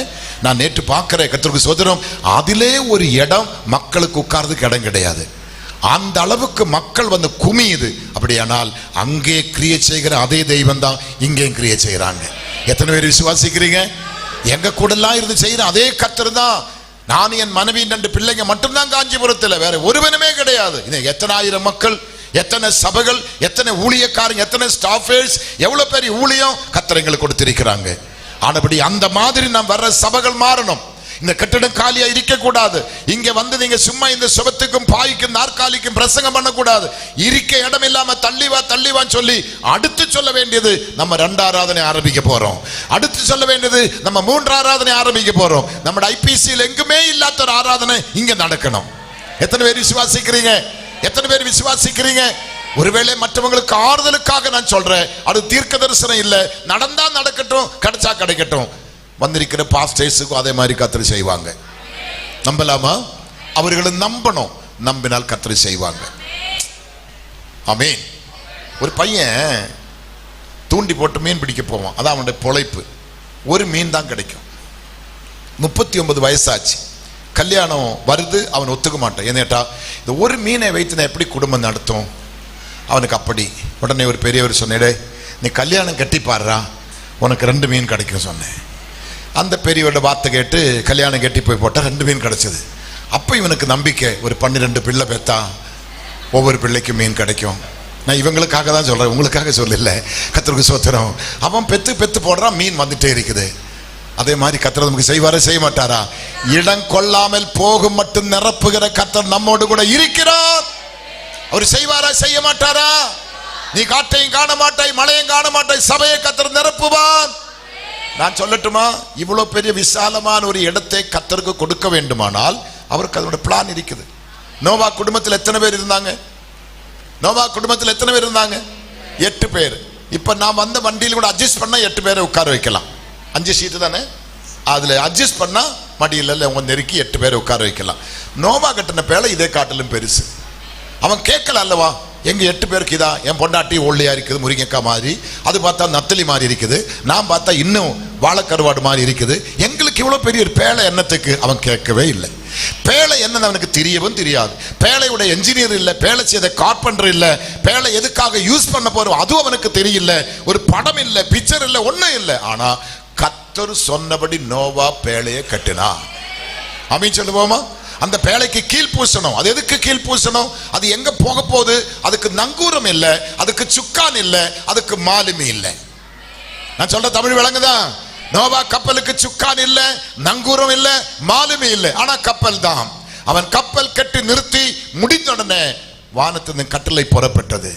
அவன் கப்பலிலே 1 இன்ச் இடம் இல்லாம எல்லா பெட்டும் ஃபுல் ஆயிட்டு. ஆமென். கப்பல் புறப்பட ஆரம்பித்தது. கப்பல் புறப்படும் பொழுது நீங்களே யோசித்து பாருங்க, இதுதான் கப்பல்னு வைத்துக் கொள்ளுவோம். இது இப்ப நகர ஆரம்பிக்குது. பக்கத்து பில்டிங், இந்த பக்கம் பில்டிங், அந்த பக்கம் மரம், இந்த பக்கம் பாறை. இது நவர நவர நவர. இதுக்கு சுக்கான் இல்லை, இதுக்கு நங்கூரம் இல்லை, இதுக்கு மாலுமி இல்லை. இது அங்கே அடித்து இங்கே அடித்து இந்த படகு என்ன ஆகும்? சொல்லுங்க, உங்க புத்தியை பயன்படுத்துங்க. இந்த படகு என்ன ஆகும்? கண்ட்ரோல் பண்ணதுக்கு யாருமே இல்லை, சுக்கான் இல்லை, நிறுத்த பார்த்தா நங்கூரம் இல்லை, ஆமை கொண்டு போவதற்காக எதுவுமே இல்லை, மாலுமே இல்லை, ஒன்னும் இல்லை. ஆனா இத்தனை இத்தனை இத்தனை வெயிட் உள்ள அவ்வளவு ராட்சச கப்பல் ஒரு சிறு கேடு இல்லாம எங்க கொண்டு நிறுத்தணுமோ அங்க கொண்டு நிறுத்தின கர்த்தர் அற்புதம் செய்வாரா, செய்ய மாட்டாரா? அப்ப நோவாவோட பேலை கட்டுறதுக்கு முன்னே ஆண்டருக்கு பிளான். இவ்வளவு பெரிய பேலை இருந்தா தான் இவ்வளோ ஜீவராசிகளை, மிருகங்களை, இந்த குடும்பத்தை இதுக்குள்ள நான் சேர்க்க முடியாது கர்த்தருக்கு தெரியுமானால், இந்த ஆலயத்துக்கு தரக்கல் இடும் பொழுது, மூலக்கல் இடும் பொழுது கர்த்தருக்கு தெரியும் இந்த கட்டடம் நிரப்புவதற்கு என்னால முடியும். எத்தனை பேர் விசுவாசிக்கிறீங்க? எல்லா போதர்களுக்கு நான் தான் சொல்லி 50 பேர் 10 பேர் வச்சு கொட்ட வேண்டிய காலம் அல்ல இந்த காலம். சபைகள் நிரம்பி துளும்ப வேண்டும். சபைகள் மக்களை கொண்டு நிரம்பி துளும்ப வேண்டும். மக்கள் கூட்டம் கூட்டமா பற்பல ஜாதிகள் சபைக்கு வர வேண்டும். சபையிலே அற்புதங்கள், சபையிலே அடையாளங்கள், சபையிலே அதிசயங்கள், இயேசு ஜீவிக்கிறார் என்பதை சபை நிரூபித்து காட்ட வேண்டும்.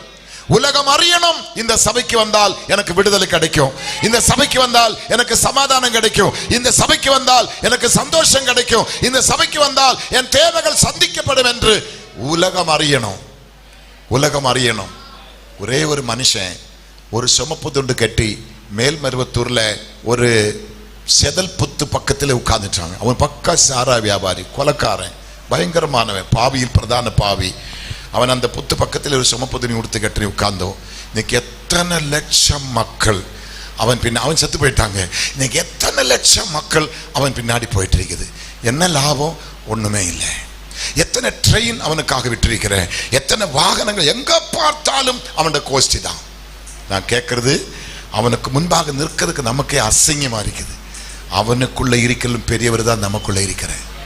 நம்புறீங்களா? அவனுக்குள்ள இருக்கிறதும் பெரியவர் தான் நமக்குள்ள இருக்குது. அப்ப ஏன் நமக்கு நடக்கல?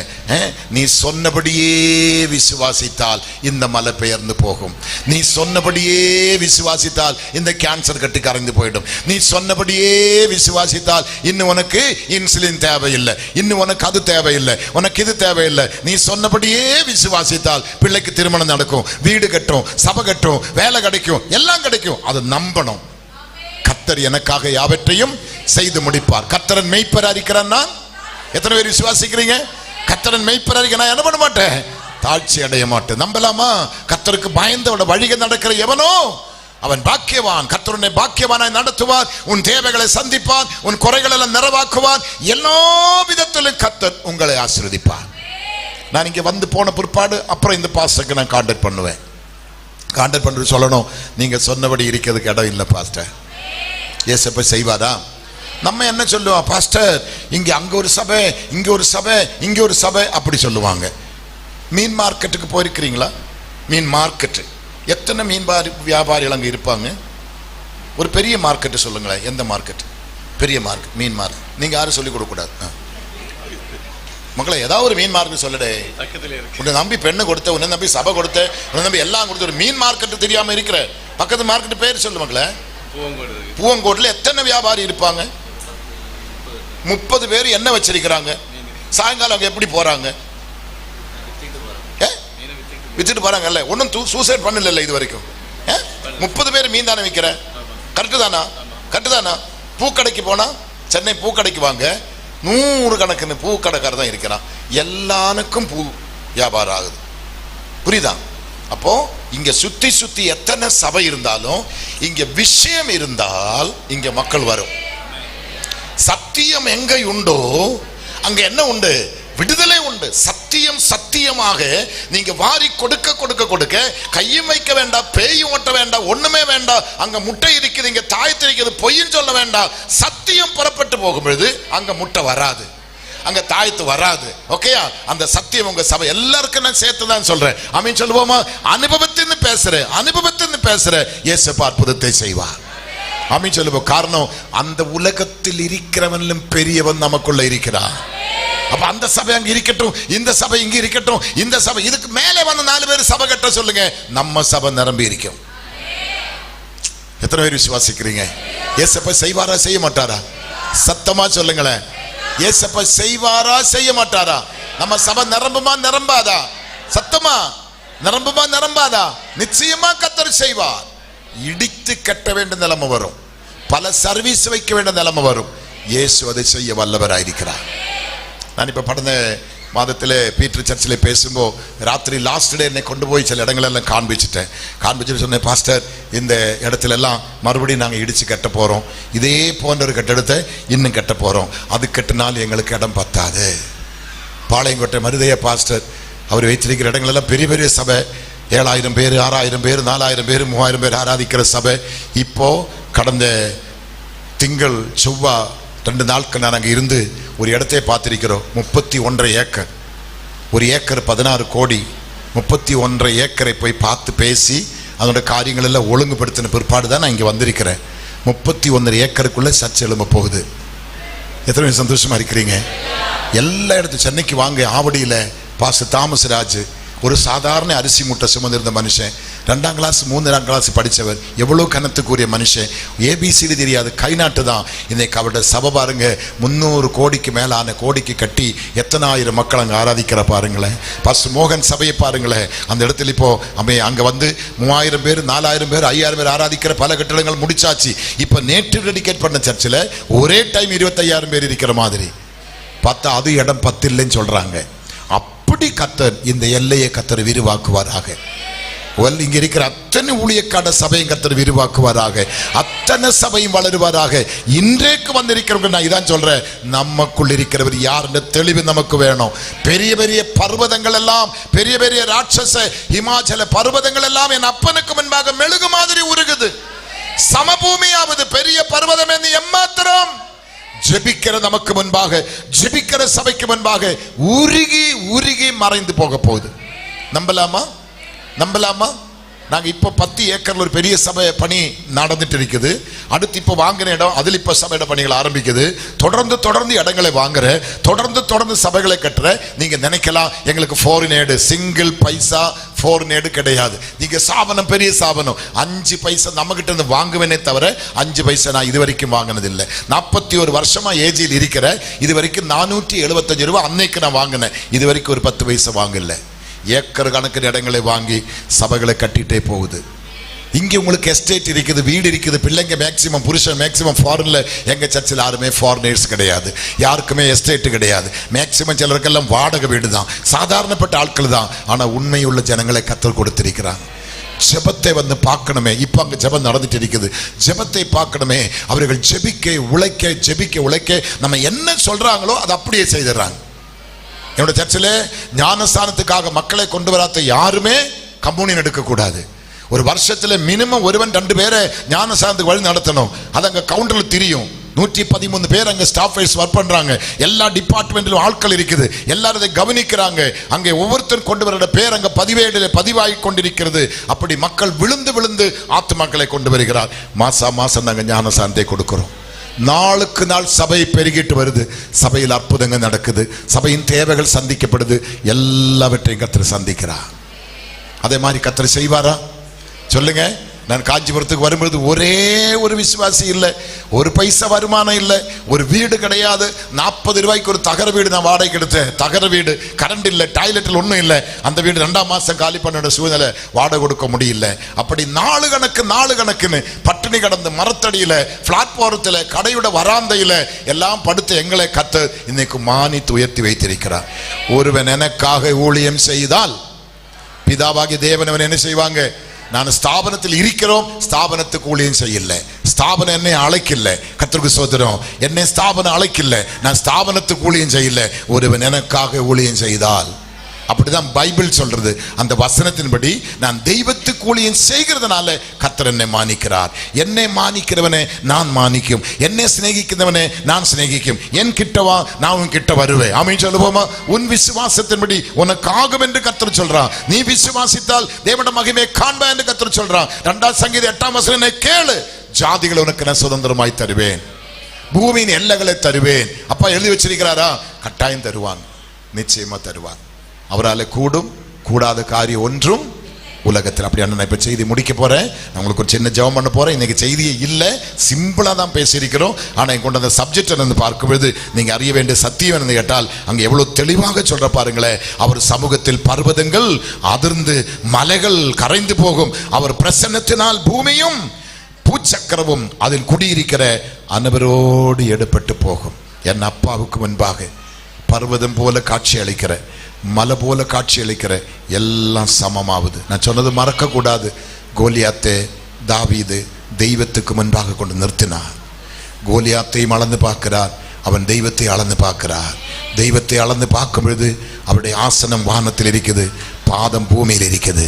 வானத்துக்கும் பூமிக்கும் எட்டாத்த அந்த சர்வ வல்லுடைய நாமத்தில் தாவீது புறப்பட்டு போகிறார். நீ யாரை நிந்திக்கிறாயோ அவருடைய நாமத்தை நான் வரேன், அந்த சேனைகளின் கர்த்தருடைய நாமத்தை நான் வரேன். கர்த்தருக்கு ஸ்தோத்திரம். நீ ஈட்டியோடு வருகிறார், நீ ஆயுதத்தோடு வருகிறார், நீ பெரிய ஆளுதான், கரெக்டு தான், கர்த்தருக்கு ஸ்தோத்திரம். ஆனா என் கண்ணில் அது தெரியலையே. ஒரு சின்ன ஒரு வாழை மரத்தில் இருக்கிற ஒரு சின்ன குருவி மாதிரி எனக்கு தெரியுது.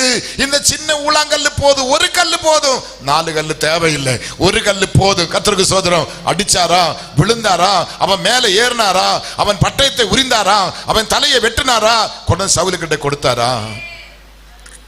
இன்னைக்கு கர்த்தர் உங்களுக்கு விரோதமாக, உங்க குடும்பத்துக்கு விரோதமாக, இந்த சபைக்கு விரோதமாக, ஊழியத்துக்கு விரோதமாக என்னென்ன தீய சக்திகள் எழும்பினாலும் நீங்க பயப்பட வேண்டாம். உங்களுக்குள் இருக்கிறவர் பெரியவர். அவர் இப்ப இங்க எழும்ப போகிறார். வேத புத்தகம் சொல்லுகிறது, மனுஷகுமாரன் எழும்பும் பொழுது உன் சத்துருக்கள் சிதறுண்டு போகும். இப்ப இந்த சபையின் நடுவில் கர்த்தர் எழும்ப போகிறார். இந்த சபையின் நடுவில் கர்த்தர் எழும்ப போகிறார். உங்க குடும்பத்தின் நடுவில் கர்த்தர் எழும்ப போகிறார். உங்க பிரச்சனைக்கு முன்பாக கர்த்தர் எழும்ப போகிறார். சத்துருக்கள் சிதறண்டு போகுமா? சத்துருக்கள் சிதறண்டு போகுமா? ஒருவனும் உங்களை சேதப்படுத்த முடியாது. உனக்கு விரோதமா எழும்புகிற எந்த ஆயுதமும் வாய்க்காதே போகும். அவன் ஒரு வழியா வரும், 7 வழியாக சிதறும். இதுதான் கர்த்தருடைய சத்தியம் எனக்கு கற்றுக் கொடுக்கிறது. இதுதான் கர்த்தருடைய சத்தியம் நமக்கு கற்றுக் கொடுக்கிறது. அவன் சொன்னபடியே அவன் விசுவாசிக்கணும். அவன் சொன்னபடியே. நீதிமொழியின் புத்தகம் சொல்லுகிறது, துன்மார்க்கன் பயப்படும் காரியம் அவனுக்கு வந்து நேரிடும். அதின் கீழே எழுதியிருக்கிறது, நீதிமான் விரும்புறதை கர்த்தர் அவனுக்கு கொடுப்பார். மக்களை, இன்னைக்கு ராத்திரி இருக்கிற இடத்துல நீ என்ன விரும்புறேனோ, நீ நீதிமானா இருந்தால் நீ விரும்பினதே கர்த்தர் கையில தருவாங்க. என் புருஷன் ரட்சிக்கப்படணும், என் பிள்ளைகள் ரட்சிக்கப்படணும், என் அக்கம் பக்கம் ரட்சிக்கப்படணும், என் நிமித்தம் 4 பேர் சபைக்கு வரணும், என் நிமித்த சபைகள் கட்டணும், என் நிமித்த சபை பரிசுத்தம் அடையணும், என் நிமித்த சபையில் ஆசீர்வாதம் பெருகணும், என் வீடு கட்டணும், என் பிள்ளைகள் படிக்கணும், என் குடும்பம் எல்லாம் ரட்சிக்கப்படணும், நானும் என் வீட்டாரும் என்றால் கர்த்தரை சேவிக்கணும், கர்த்தருடைய சமுதாய குடும்பமாக நாங்கள் தீர்மானம் எடுக்கணும், எங்க பரலோக ராஜ்யத்துக்கு நான் சொந்தமா மாறணும். நீ இப்ப நினைக்கிறது நீதிமான் விரும்புறது, நீதிமாட்டி விரும்புறது கர்த்தர் அவனுக்கு கொடுக்க வந்திருக்கிறார். மேடை அலங்கரித்த பரிசுத்தவான்களுக்கு நான் சொல்றேன், நீதிமான்களா இருந்தால் நீங்க விரும்புறது என்ன, அதை கர்த்தர் உங்களுக்கு தருவாராக. உங்களுடைய யாபேசினுடைய எல்லை விரிவாக்கப்பட்டது போல உங்களுடைய ஊழியத்தினுடைய எல்லைகளை கர்த்தர் விரிவாக்கி உங்களை உன்னத உன்னத உன்னத உன்னத உன்னத ஸ்தானத்தில் என் தெய்வம் கொண்டு வைக்க என் கர்த்தர் வல்லவர். என் கர்த்தர் வல்லவர். அவராலே கூடும், அவராலே கூடாதது ஒன்றுமில்லை. ஒன்றுமில்லை. யாரும் உங்களை சேதப்படுத்த முடியாது, யாரும் உங்களை ஒன்றுமே செய்ய முடியாது, யாரும் உங்களுக்கு எந்த கெடுதியும் செய்ய முடியாது. ஒன்றுமே உங்களை சேதப்படுத்த முடியாது. நான் ஒரு சின்ன ஜெபம் பண்ணி பாஸ்டர் கையில் மைக்கு கொடுக்க போறேன். ஒரு நிமிஷம் முடிந்தால் எழும்பி நில்லுங்க. முடிந்தா கொஞ்சம் முன்னாடி வர முடிஞ்சா வாங்க, நம்ம சேர்ந்து ஜெபிப்போம். எல்லா பரிசுத்தவான்களும் எழும்பி நில்லுங்க. நீங்க எல்லாரும் பரிசுத்தவான்கள். உங்களுக்குள்ளே கர்த்தரோட வல்லமை இருக்குது. இத்தனை பேர் சேர்ந்து ஜெபிக்கும்போ இங்கே அற்புதம் நடக்காம இருக்குமா? கிட்டத்தட்ட ஒரு 15-20 பேருக்கு மேலே ஊழியக்கார் இருக்குன்னு நினைக்கிறேன். கர்த்தருக்கு ஸ்தோத்திரம். என்னை காட்டிலும் பெரிய பெரிய ஆட்கள் எல்லாம் மேடையில் இருக்கிறாங்க. கர்த்தருக்கு ஸ்தோத்திரம். அந்த சின்ன பொடியன் தாவீதை கொண்டு இவ்வளோ பெரிய காரியத்தை கர்த்தர் சாதித்தது உண்மையானா இந்த மேடை ஃபுல்லா நிரம்பி நிற்கிறாங்களே பரிசுத்தவான்கள். இத்தனை பேருக்கு முன்பாக கரங்களை நீட்டும் பொழுது ஒரு அற்புதம் நடக்குமா நடக்காதா? நிச்சயமா நடக்கும். நாளைக்கு இவ்வளவு பேர் இந்த மேடையில் இருக்க எனக்கு தெரியாது, சண்டை இவ்வளவு பேர் எனக்கு தெரியாது. ஆனா இன்றைக்கு முதல் கூட்டத்திலே வந்திருக்கிற பாருங்களேன் பரிசுத்தவான்கள். கர்த்தர் அவர்களையும் கொண்டு வந்ததுக்கு ஒரு நோக்கம் உண்டு, என்னையும் கொண்டு வந்ததுக்கு ஒரு நோக்கம் உண்டு, உங்களையும் கொண்டு வந்ததுக்கு ஒரு நோக்கம் உண்டு. அங்கே ஆமீன் சவுல் நிற்கிறார், சவுலுடைய பெரிய பெரிய சேனைகள் நிற்கிறார், கேப்டன் நிற்கிறார், எல்லாரும் நின்று கொண்டுதான் இருக்கிறாங்க. அதன் மத்தியில தான் ஒரு சின்ன பொடிய அந்த பழைய நிக்கர் போட்டுக்கொண்டு, பழைய கிழிஞ்சு போன பெனியன் போட்டுக்கொண்டு, ஒரு கவன கையில் எடுத்துக்கொண்டு, பாய்க்கெட்டில் 5 கற்களை தூக்கி கொண்டு, ஒரு பைத்தியக்காரனை போல தலைச்சீர் கிடையாது, பாதரட்சை கிடையாது, போடப்பட்ட ஆயுதங்கள் டிரெஸ்ஸுகள் ஒன்றுமில்லை. அவன் போகும்போது அவன் சொல்ற பாரு, நீ யாரை நிந்திக்கிறானோ அவருடைய நாமத்தை நான் புறப்பட்டு வரேன். ஹல்லேலூயா. புறப்பட்டு வருகிறேன், புறப்பட்டு வரேன். தாவீதின் தெய்வம் இங்கே இறங்கி வந்திருக்கிறது. தாவீதிலும் பெரியவர் இங்கே வந்திருக்கிறார், சாலோமோனிலும் பெரியவர் இங்கே வந்திருக்கிறார், தேவாலயத்திலும் பெரியவர் இங்கே வந்திருக்கிறார். மேடையில் இருக்கிற அத்தனை ஊழியக்காலும் வாய்களை திறக்கணும். நீங்க உங்களுக்குள்ள இருக்கிற அபிஷேகத்தை நீங்க யூஸ் பண்ணணும், உங்களோட அதிகாரத்தை பயன்படுத்தணும், உங்க வல்லமையை பயன்படுத்தணும். போதகர்களுக்கு நான் சொல்ற ஒரே ஒரு வார்த்தை, எலியாவை பின்பற்றின எலிசா அவன் எதிர்பார்த்தது, எலிசா தன்னோட கரத்தை தன் சிரசிலே வைப்பார், அவனுக்கு வரங்களை கொடுப்பார், அவனை ஆசீர்வதிப்பார், அவன் கேட்ட இரட்டிப்பான வல்லமையை அவன் மேல் கொடுத்து வைத்துதான் எலியா எடுத்துக்கொள்ளப்பட நம்பினோம். ஆனால் அவன் நம்பிக்கையெல்லாம் உடைக்கப்பட்டது, நம்பிக்கையெல்லாம் தகர்ந்து போனது. போதகர்கள் கவனியுங்கள், ஆமீன். அவன் நம்பினதெல்லாம் கைவிட்டு போனது. திடீர்னு எலியா எடுத்துக்கொள்ளப்பட்டான். எலியா எலிசாவின் மேல் கை வைக்கல, அவனை அபிஷேகம் பண்ணல, அவனுக்கு ஒண்ணுமே கொடுக்கல, அம்போன்னு விட்டு போனாங்க. ஆனா அவன் பார்த்து கொண்டே இருக்கும் பொழுது எத்தனையோ நாட்களாய் யூஸ் பண்ண, எத்தனை நாட்களாய் காணும் அந்த சால்வை கழுவி, அந்த சால்வை தரையிலே போட்டு படுத்திருப்பாங்க, வேர்வு தொடச்சிருப்பாங்க, மூக்குச்சளி எல்லாம் தொடச்சிருப்பாங்க. எவ்வளவு துர்நாற்றம் அதில் இருக்கும், எவ்வளவு அழுக்கு இருக்கும். அந்த சால்வை கீழே விழுந்ததை, அது விழுந்தது எலிசாவின் மேலதான். அவன் உடனே நீங்கள் நான் தீப்பெட்டி எடுத்து உடனே கொளுத்தி அதை விட்டு சபித்து ஓடும். அவன் இல்லை, அதை எடுத்துக்கொண்டு யோர்தான் கிட்ட போகிறார். யோர்தான் கரபுரண்டு ஓடுது. அந்த பக்கம் ஒரு கூட்ட மக்கள் கேலியும் பரிகாசம் பண்ணி கொண்டிருக்கிறார். இவன் மாட்டிட்டடா, இவன் மாட்டிட்டடா, அவன் பின்னே போய் அவ்வளவுதாடா, முடிஞ்சடா சாப்டர் என்று சொல்லுவதா அந்த நாட்டம் அடித்த சால்வையை முறுக்கி எலியாவின் தேவன் எங்கே? ஊழியக்காரரே, எலியாவின் தேவன் எங்கே? ஒரே அடிதான் அடித்தது, யோர்தான் ரெண்டாக பின்னிட்டது. சர்வ சாதாரணமா எலிசா அந்த கரைக்கு போனது. அங்க நிற்கிற 50 பேரும் அவன் காலில் சாஷ்டாங்கமாக விழுகிறார். ரிபானா துனாதோனி நியாஷாதோராதோ லீ கமனாரோதி லா குராதோ லீபானாஷோ ஐ ருகாபாலா பாபா. உங்க மேல் பரிசுத்தவான்கள் கைகள் வைத்திருக்கலாம், உங்க மேல் கர்த்தர் சால்வை போட்டிருக்கலாம், உங்க மேல் கர்த்தர் அபிஷேகத்தின் வல்லமை ஊட்டப்பட்டிருக்கலாம்.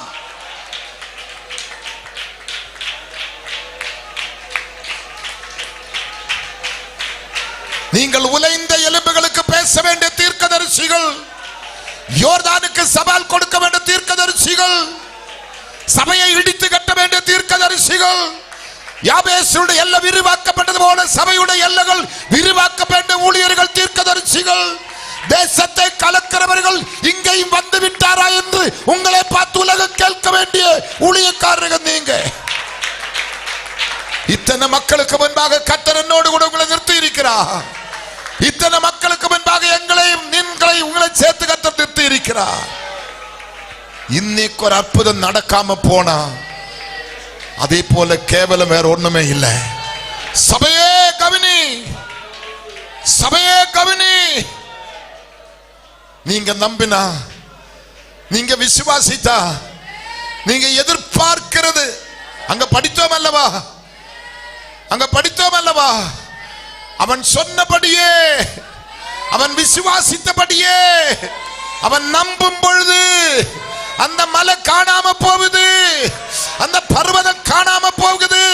இப்ப சுகர் நார்மலாக போகுது, தைராய்டு நார்மலாக போகுது, ஆஸ்மா நார்மலாக போகுது, அல்சர் நார்மலாக போகுது, பிரெயின் டியூமர், ஹார்ட்ல பிரச்சனைகள், சிறுகுடல், பெருகுடல், கிட்னிகள், யூரியன் பார்டர், அஸ்திகள், தோல், மாம்சம், இரத்த நாணங்கள், இரத்த குழாக்கள், எங்கெல்லாம் உனக்கு அடப்பு இருக்குது, எங்கெல்லாம் உனக்கு பலவீனம் இருக்குது. மறுபடியும் கைகூப்பி சொல்ற மேடையில் இருக்கிற பரிசுத்தவான்கள், அபிஷேகம் பண்ணப்பட்டவர்கள், அபிஷேகத்தை மூடி வைக்காதுங்க, திறந்து உபயோகப்படுத்துங்க.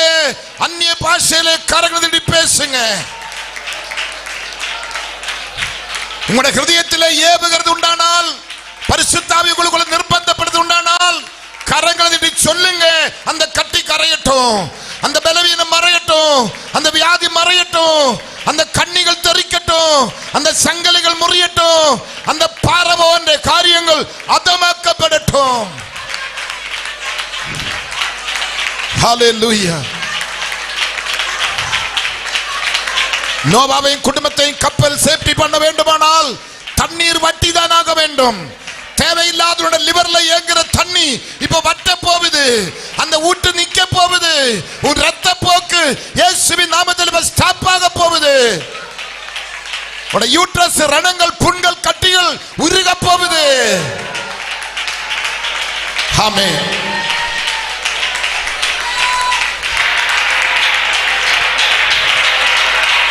ஒரு நிமிஷம், ஒரு நிமிஷம். இப்ப எங்கூட ஒரு பிள்ளை வந்திருக்கிறாங்க. அந்த பிள்ளை நேற்று மெடிக்கல் செக்கப்புக்காக ட்ரிவாண்ட்ரம் மருத்துவமனைக்கு போயிருக்கிறான். அதுக்கு முந்தி அதே இடத்துல போக டாக்டர் சொன்னது, தொண்டையில இப்படி ப்ராப்ளம் இருக்குது, கட்டி இருக்குது, உனக்கு யூட்ரஸ்ல இப்படி ப்ராப்ளம் இருக்குது, அப்படி பல எல்லாமே நான் சொல்ல விரும்புறது இல்லை, பல விதப்பட்ட வியாதி அந்த பிள்ளைக்கு இருக்குதான். டாக்டர் சொன்னது உடனே ஸ்கேன் எடுக்கணும், இதுக்கு ஸ்கேன் எடுக்கணும், அதுக்கு ஸ்கேன் எடுக்கணும், இதுக்கு ஸ்கேன் எடுக்கணும், எல்லாத்தையும் பார்க்கணும், சிலதெல்லாம் ரிமூவ் பண்ணணும், ஆப்ரேட் பண்ணணும் என்று சொல்லி முந்தின சில நாட்களுக்கு முன்னே மருத்துவர்கள் சொன்னாரா. நேற்று அந்த பிள்ளை போறதுக்கு முன்னே என்னிடத்துல சொன்னேன், அதுக்கு முந்தின ராத்திரி ஒரு நிமிஷம் கூட தூங்கவே இல்லையா, தூங்கவே இல்லையா, பயங்கரமான போராட்டம், தூங்கவே இல்லையா சொல்லி என்னிடத்துல ஃபோன் பண்ணேன். எனக்கு அப்போ ஃபோனில் ஜெபிக்க முடியல, வாய்ஸ் மெசேஜில் ஒரு ஜெபத்தை நான் அனுப்பிவிட்டேன். அந்த ஜெபத்தை கேட்டு அவள் நேற்று அதே ஹாஸ்பிட்டல்ல அதே டாக்டருக்கு முன்பாக எல்லா டோட்டல் செக்கப்பும் முடித்து எல்லாமே நில் ரிப்போர்ட் வாங்கி இன்னைக்கு இந்த கூட்டத்துக்கு வந்திருக்கிறாங்க. தொண்டையிலே கட்டி இல்லை, யூட்ரஸிலே கட்டி இல்லை, எதையும் ரிமூவ் பண்ண தேவையில்லை, இதுக்கு மாத்திரையே சாப்பிட வேண்டாம் சொல்லி இருக்கிறாங்க. இயேசு அற்புதம் செய்வாரா? உன் தைராய்டு இப்ப மாறுமா? யூட்ரஸ் ப்ராப்ளம் இப்ப மாறுமா? பிரஸ்ட்ல இருக்கிற கட்டிகள் இப்ப உருகுமா? உன் பிரெயின்ல டியூமர் இப்ப உருகுமா? யூரியன் போர்டுல கற்கள் இப்ப மறையுமா? அற்புதம் நடக்குமா? குடல் புண்கள் ஆறுமா? ரத்த அழுத்தம் நிக்குமா? எலும்பு தேய்மானம் நிக்குமா? கண் பார்வை நல்லதா கிடைக்குமா? காது கேட்குமா? கால்கள் கைகள் பலப்படுமா? கழுத்து தேய்மானம், ஷோல்டர் தேய்மானம், இடுப்பு தேய்மானம் சுகமாகுமா?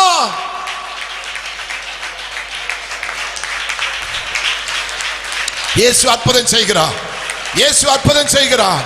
அவர் இங்கே இறங்கி வந்திருக்கிறார். விசுவாசிக்கிற மக்களுக்கு இப்ப அற்புதம் நடக்குது, விசுவாசிக்கிறவங்களுக்கு அற்புதம் நடக்குது, விசுவாசிக்கிறவங்களுக்கு அற்புதம் நடக்குது, விசுவாசிக்கிறவங்களுக்கு அற்புதம் நடக்குது, விசுவாசிக்கிறவங்களுக்கு விடுதல் இயேசு தருகிறார், இயேசு தருகிறார், இயேசு தருகிறார், இயேசு தருகிறார், இயேசு தருகிறார்.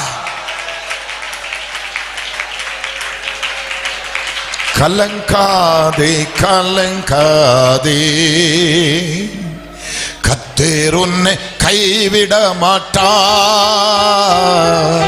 கலங்காதே கலங்காதே, கர்த்தர் உன்னை கைவிட மாட்டார். காலமெல்லாம் உடனிருந்து கரம் பிடித்து நடத்தி செல்வார். காலமெல்லாம் உடனிருந்து கரம் பிடித்து நடத்தி செல்வார். கண்ணீர் எல்லாம் துடைப்பார், உன் கண்ணீர் எல்லாம் துடைப்பார். உன்னை கண்மணி போல் காத்திடுவார். கோரி கோரி கோரி, உன்னை கண்மணி போல் காத்திடுவார். கலங்காதே கலங்காதே, கர்த்தர் உன்னை கைவிட மாட்டார். கலங்காதே கலங்காதே, கர்த்தர் உன்னை கைவிட மாட்டார். உன் நோய்கள் சுமந்து கொண்டார். விசுவாசிங்கள், ஏற்றுக்கொண்டார். நம்பிக்கையோடு உன் நோய்கள் சுமந்து கொண்டார். உன் பிணிகள் ஏற்றுக்கொண்டார். நீ சுமக்க தேவையில்லை அம்மா, நீ சுமக்க தேவையில்லை. நீ விசுவாசி, அது எல்லாருமாக விசுவாசி, அது போதும். நீ விசுவாசி, அது போதும். நீ விசுவாசி, அது போதும். நீ விசுவாசி, அது போதும். கலங்காதே கலங்காதே, கர்த்தர் உன்னை கைவிட மாட்டார். கலங்காதே கலங்காதே, கர்த்தர் உன்னை கைவிட மாட்டார். கலங்காதே கலங்காதே, கர்த்தர் உன்னை கைவிட மாட்டார். கலங்காதே கலங்காதே, கர்த்தர் உன்னை கைவிட மாட்டார். கர்த்தர் உன்னை கைவிட மாட்டார். கர்த்தர் உன்னை கைவிட மாட்டார். கர்த்தர் உன்னை கைவிட மாட்டார். கலங்காதே கலங்காதே, கர்த்தர் உன்னை கைவிட மாட்டார்.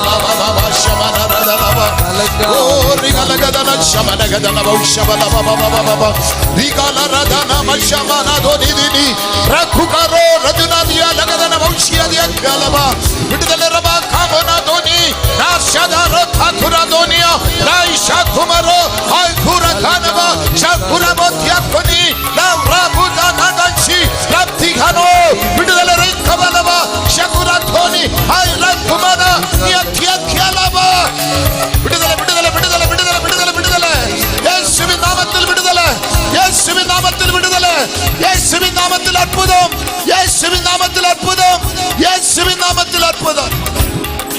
தொடுங்கப்பா தொடுங்கப்பா தொடுங்கப்பா தொடுங்கப்பா, என் பிள்ளைகளை தொடுங்கப்பா, என் பிள்ளைகளை சுகமாக்குங்கப்பா, என் பிள்ளைகளை மன்னிங்கப்பா, என் பிள்ளைகளை விடுவீங்கப்பா. துஷ்ட பிசாசின் அடிமைத்தனத்திலிருந்து, எல்லா பாப சாபத்திலிருந்து, எல்லா வியாதி பலவீனத்திலிருந்து, எல்லா மரண பயத்திலிருந்து, எல்லா சாபத்திலிருந்து இப்பதன் பிள்ளைகள் மீட்கப்படுவதாக, விடுவிக்கப்படுவதாக, விடுவிக்கப்படுவதாக. ஊழியக்கார் மேல் கருணையாய் இறங்கும் ஐயா, அவருடைய குடும்பத்து மேல் இறங்கும் ஐயா, அவருடைய ஊழியங்கள் மேல் இறங்கும் ஐயா. இன்னைக்கு இந்த கூடுகைக்கு வந்தது எனக்கு என் ஊழியத்துக்கு என் குடும்பத்துக்கு நல்லது என்று சொல்ல கர்த்தர் உதவி செய்வீராக. பெரிய பர்வதம் என் எம்மாத்திரம், செருபாபேலுக்கு முன்பாக நீ சமபூமியாவாய். இதோ பர்வதங்கள் உருகுது, குன்றுகள் மலைகள் எல்லாம் உருகுது. கோலியாத்து தலை காணோம், அற்புதம் நடக்குது. பாகாலும் தீர்க்கதரிசியும் வெக்கப்பட்டு ஓடுது. ஆமீன். பாறாங்கற்களை பட்சிக்குது, விறகுகளை பட்சிக்குது, கன்றுங்குட்டியை பட்சிக்குது, வாய்க்கால் தண்ணீரை நக்கி எடுக்குது, உன் வியாதி எல்லை அக்கினி பட்சித்தெடுக்குது. பாறாங்கற்களை உருக்கின அந்த பட்சித்தை அக்கினி இறங்கி உன் கேன்சர், உன்னுடைய எய்ட்ஸ், உன்னுடைய ஆஸ்மா, உன்னுடைய தைராய்டு, உனக்கு இருக்கிற சகல வியாதிகளையும் இப்ப நக்கி எடுக்கிறார். உருகி போகுது. தலைக்கு மேலே கரங்களை தட்டி ஆர்ப்பரிங்க. எல்லாரும் அபிஷேகத்தில் நிரம்பி தலைக்கு மேலே